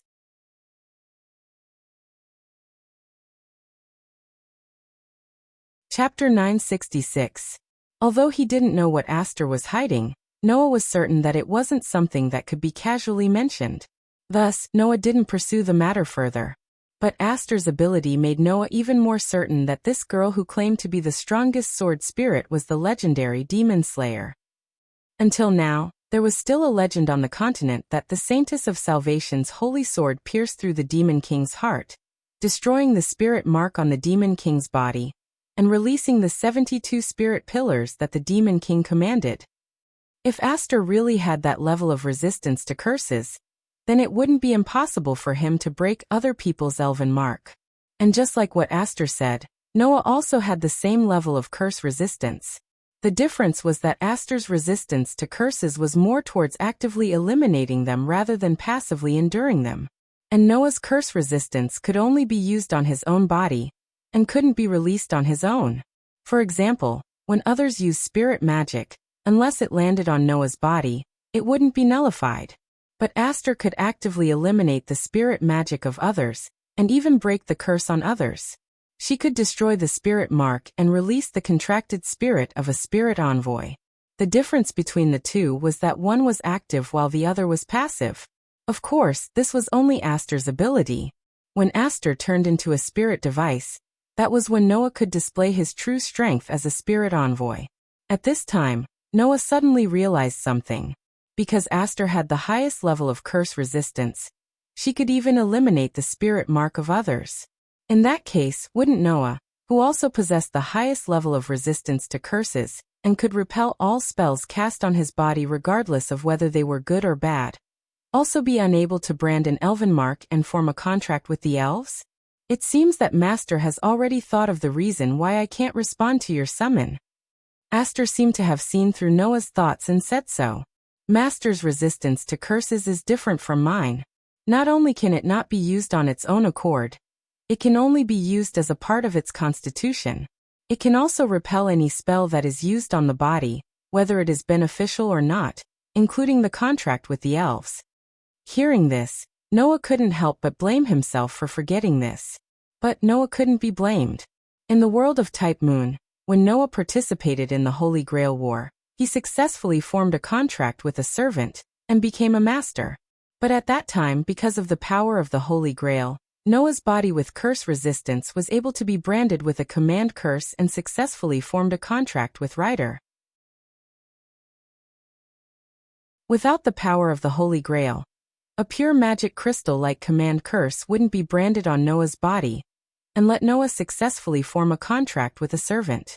This time, he wasn't so lucky as there was a Holy Grail to interfere. As a result, the contract between Noah and the elf would naturally be bounced off by Noah's body that was resistant to foul curses and wouldn't take effect. Fortunately, I have the same resistance to this curse as Master, so I was able to form a contract with Master. Aster explained. But in order to successfully brand the spirit mark on Master, my power was almost completely exhausted, so I didn't even have the power to maintain my form and fell into a state of deep sleep, so I couldn't respond to Master's summon. This caused Master to be unable to use me. This time, Noah finally understood what was going on. Then it's really like what you said, it's all because of me. Noah sighed and looked at Aster. Then have you recovered your power? Yes. Yesterday it was still a bit difficult. However, when Master summoned me and turned me into the fairy device, he poured a large amount of divine might into me. I have already absorbed enough divine might to recover all of my strength. Aster nodded. Under normal circumstances, when my power was exhausted to that extent, it would take me 1 or 2 years to recover to the point where I could maintain my form. Who knows how long it would take to recover all my power, but Master's divine aura was too abundant. I only absorbed a part of it, and almost all my power was recovered. Today I have already recovered to my peak. Oh, Noah's heart skipped a beat. In other words, when I used you yesterday, it wasn't all of your power? Aster nodded silently, making Noah smile. Very good, Aster. Noah held Aster's hand. Then let me feel how much power you have. I am Master's sword. Aster held Noah's hand. Although his tone was light, there was a sense of determination. Everything is as you wish. Noah held Aster's hand in a thicket in Alicia Elven Academy. They entered the thicket, and arrived at a lawn covered with grass. Then they surveyed their surroundings. This was the place where the students of the Elven Academy who liked peace and quiet would rest after class. Because it was still morning, most of the students had already gone to class. Naturally, there was no one here. Then here it is. Noah turned his head and looked at Aster. I'm counting on you, Aster. Yes. Aster held Noah's hand tightly and closed his eyes. At the same time, Noah also closed his eyes. The source of divine aura in his body immediately surged with energy, and poured into Aster's body through his arm. Cold Steel Queen, holy sword that slays demons and demons, turn into a sword of steel and bestow me with divine power. When the contracted elven incantation sounded from Noah's mouth, on the back of Noah's hand that was tightly holding onto Aster's little hand, the intricate intertwined elven inscriptions like swords suddenly lit up. Aster's body began to emit a dazzling silver light, and gradually turned into light particles in the silver light, and gathered in Noah's hand. It didn't take long for the shining silver holy sword to appear in Noah's hand. Noah held it tightly in his hand. Demon Slayer. The highest grade elven equipment created by the strongest sword elves. Its power was even capable of freeing the 72 spirit pillars that King Solomon had enslaved. Now this power had fallen into Noah's hands after the Saintess of Salvation's inheritance. Noah did not open his eyes. Instead, he maintained the state of slowly pouring divine aura into the demon slayer, and communicated with Aster in his mind. Aster, how do you feel? My condition is very good. Aster's unique low and cold voice sounded in Noah's mind. It's just that Master is using the elven equipment for the second time, and has not completely familiarized himself with using me. The infusion of divine aura is only blindly output, and does not coordinate with my divine aura, causing the power to be slightly unstable. Is that so? Noah nodded inwardly. Coordinate with your divine aura. With that said, Noah began to adjust the output frequency of his divine might ability. He communicated with the demon slayer, at the deepest level, gradually familiarizing himself with the flow of divine might energy in the demon slayer. Then he instilled his own divine might energy into it at a certain frequency and merged with it. Under such circumstances, the radiance of the demon slayer became more and more dazzling. That's it, Master. Aster's voice sounded at the right time. Slowly feel my inner body, not only the divine aura, but also the heart. This way, we will be able to display the strongest power. This was where the strength of elven messengers and contracted elves lay. Normally, when summoned, the elves would only attack under the control of the elven messengers. However, once the elves transformed into the elven equipment of the elven messengers and contracted elves would be able to fuse their divine auras together and display a power greater than 1+1.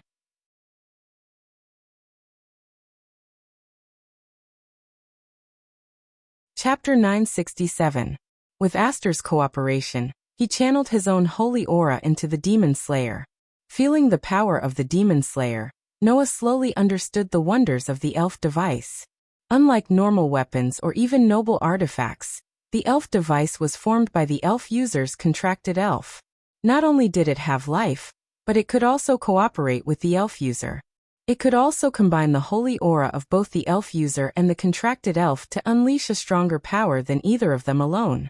Other elf devices aside, Noah's demon slayer was the elf device formed by the strongest sword elf. In terms of quality and power, in Noah's opinion, it was comparable to the highest level noble artifact in the Gate of Babylon. It might even be better than that. At the very least, the demon slayer was definitely not weaker than the Excalibur. The power of both of them was probably on the same level. However, the elf device and noble artifacts were weapons of different natures. Although the demon slayer was not weaker than the Excalibur, that was only in terms of overall grade.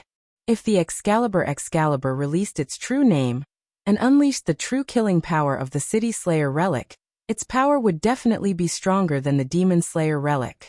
However, in its normal state, when it was not releasing its real name, Noah's Excalibur would not be able to compare to the Demon Slayer.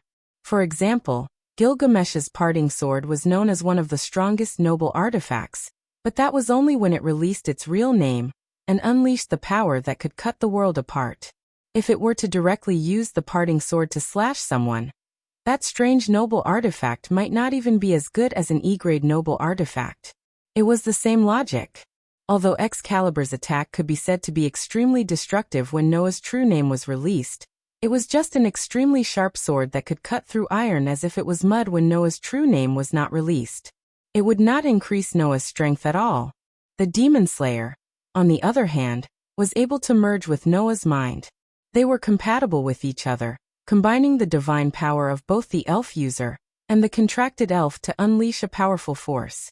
After all, although Noah had endless holy aura, its damage output was limited. Although Aster's holy aura was not as terrifying as Noah's, in terms of damage output, it was almost the same as Noah's.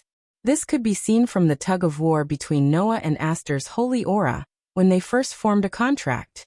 Under such circumstances, the power of Noah and Aster's holy aura combined together would naturally be stronger than an extremely sharp sword that could cut through iron like it was mud. This might sound a little confusing, but it was actually easy to understand. Let's make an assumption. If Noah's usual strength was assumed to be 100, then with the Excalibur, Noah's strength would increase to 120. However, when Noah released the real name of the Excalibur, Noah's strength would reach 1,000. One could only imagine his strength. Similarly, if Noah's usual strength was assumed to be 100, then with the Demon Slayer, Noah's strength would reach 500. When the real name of the Excalibur was released, the Demon Slayer would not be able to compare to the Excalibur. However, when the real name of the Excalibur was not released, the Demon Slayer would definitely be stronger than the Excalibur. Noah remembered that in his Gate of Babylon, there seemed to be a noble phantasm similar to the Demon Slayer. Indestructible Lake Aroundite. That was the noble phantasm of Lancelot, the most famous knight in the Knights of the Round Table under the Night King Artoria. It was a pair with the Excalibur. Both of them were entrusted to the humans by the lake spirits. They had the same origin as the Excalibur, and their tenacity was comparable to that of the Excalibur. It was a noble phantasm that would never be destroyed. When using this noble phantasm, whether it was strength, durability, agility, magic, or luck, all of the wielder's ability points would increase by 1 level. Moreover, because this noble phantasm had a legend of killing a dragon, it could also deal additional damage to opponents with dragon attributes. In terms of level, the Indestructible Lake was also a grade A++ noble phantasm. However, this noble phantasm did not require the real name to be released. As long as it was used, it would increase the wielder's strength. The Demon Slayer and the Indestructible Lake could be considered to be similar types of weapons. However, because the Demon Slayer had a life of its own, Aster had taken the initiative to cooperate with Noah, and with the addition of the Holy Aura, the Demon Slayer was stronger than the Aroundite in terms of amplification. Moreover, the sharpness, precision, and toughness of the Demon Slayer were all determined by the amount of divine energy that Noah, the elf, imbued into it. With Noah's divine might and energy, with the Demon Slayer in hand, Noah would even dare to fight Tony, who had the authority of Silver Hand Laceration and Steel Barrier. Of course, whether or not he could win after going all out was another matter altogether. Of course, that was under the condition that he could perfectly utilize Aster's strength. Now Noah's control and cooperation with Aster had yet to reach a perfect level. As a result, under Aster's guidance, Noah spent the entire day familiarizing himself with the Demon Slayer. That's all for today. When the sky started to turn yellow, Noah stretched and said to Aster, who was beside him, "I'm sorry, Aster, for letting you accompany me for so long." "I am Master Sword," Aster said expressionlessly. "Other than Master, I have no reason to spend my time elsewhere." "You can't say that." Noah squatted down and looked at Aster's beautiful eyes. He extended his hand and patted Aster's head. "Aster is not only my sword, but also a spirit with consciousness and willpower. Spirits should be free and unrestrained, dancing and frolicking among the flowers. I also wish to see you, Aster, happy." Hearing this, Aster's eyes moved slightly, but she did not say anything. But feeling the warmth of Noah's hand on her head, Aster revealed a nostalgic and sad expression. "My previous master, Alicia Edith, also used to pat my head like this." Noah's hand that was patting Aster's head paused for a moment, then continued to pat Aster's head in an even gentler way. "Then does Aster like this?" Aster did not say anything and only closed her eyes. Her expressionless face revealed a trace of undetectable enjoyment, which told Noah the answer. Noah smiled and didn't stop. He kept stroking Aster's head. A warm atmosphere began to spread.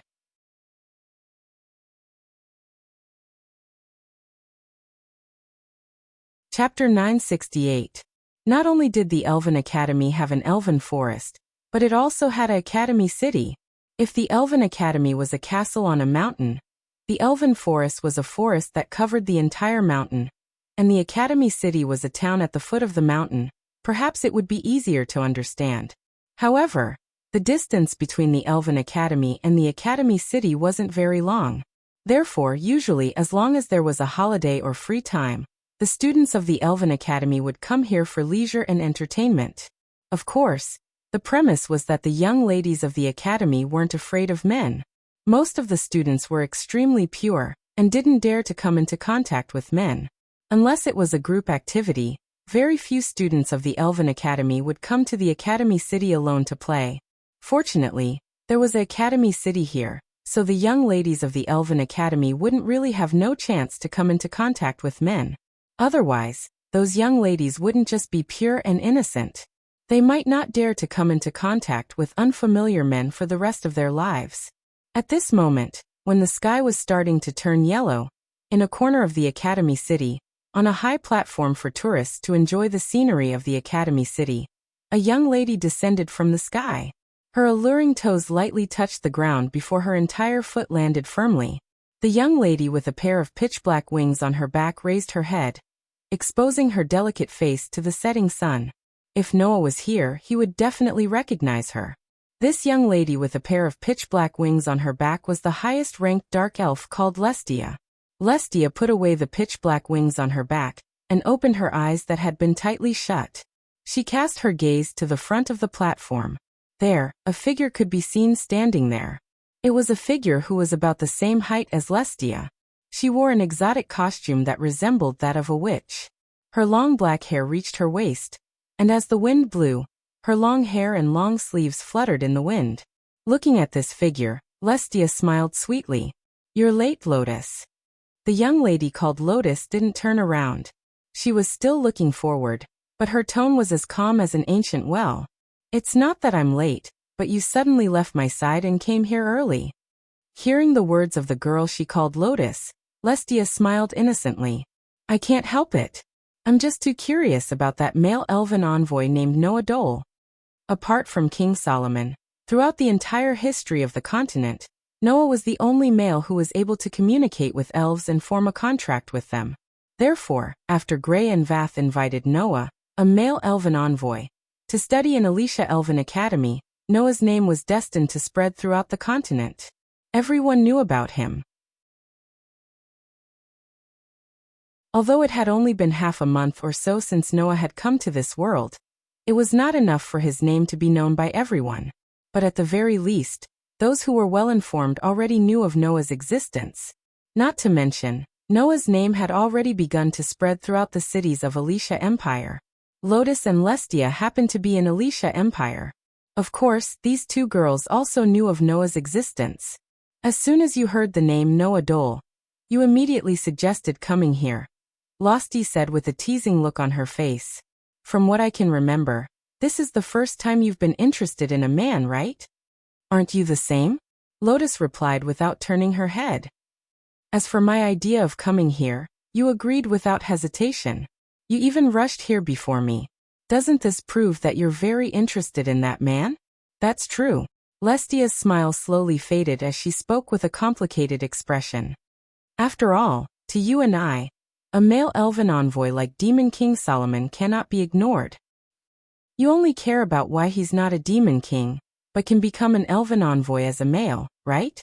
Lotus was silent for a moment before speaking with a complicated expression.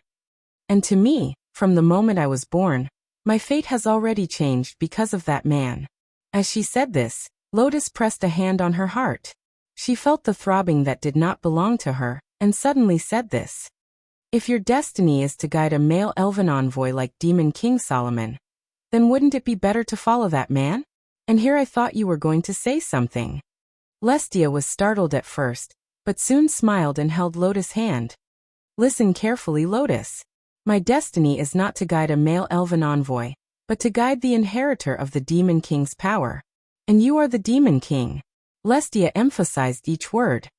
"I am the highest-ranking dark elf in charge of guiding the existence of the Demon King, So no one knows better than me that you are the Demon King's successor.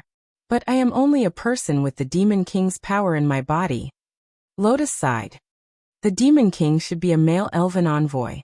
I have only inherited his power, but I am not a man. I am not destined to become the Demon King. Whether or not you will become the Demon King is not important. Whether or not you are a male elven envoy is also not important. What is important is that you have the Demon King's power in your body. That is enough. Lestia smiled. Now I am even more curious. What is the reason that allowed a female like you to inherit the Demon King's power that should have been inherited by a male? In this world, no one understood Lotus better than Lestia. In fact, Lotus did not have a name at first. When Lotus was born, a certain power in her body was awakened for some unknown reason. Lotus' parents, who were ordinary people, saw her as a monster and abandoned her in fear. Because of this power, Lotus was taken in by an orphanage. That was not an ordinary orphanage. It was not even marked on the map. It was a training facility for assassins that could not be exposed to the light of day. Teaching Institute. It was a secret organization that found witches with the potential to become elven envoys from all over the continent, and gave them special training to cultivate outstanding assassins. When Lotus was abandoned, such an organization had noticed the power within her body and brought her back. As Lotus grew up, she gradually grasped this power. Then, in the teaching yard, she encountered the legendary fairy that was sealed away, the highest-ranking dark elf Lestia. She was once owned by the Demon King Solomon, and had the fate of guiding the Demon King's successor. Lestia still remembered the first time she met Lotus. She saw Lotus use her power as if it was her own arm. Other than shock, there was only disbelief. No one knew better than Lestia, the Demon King's guide, what kind of power it was. That was a power that should have been inherited by a male elf envoy like Demon King Solomon.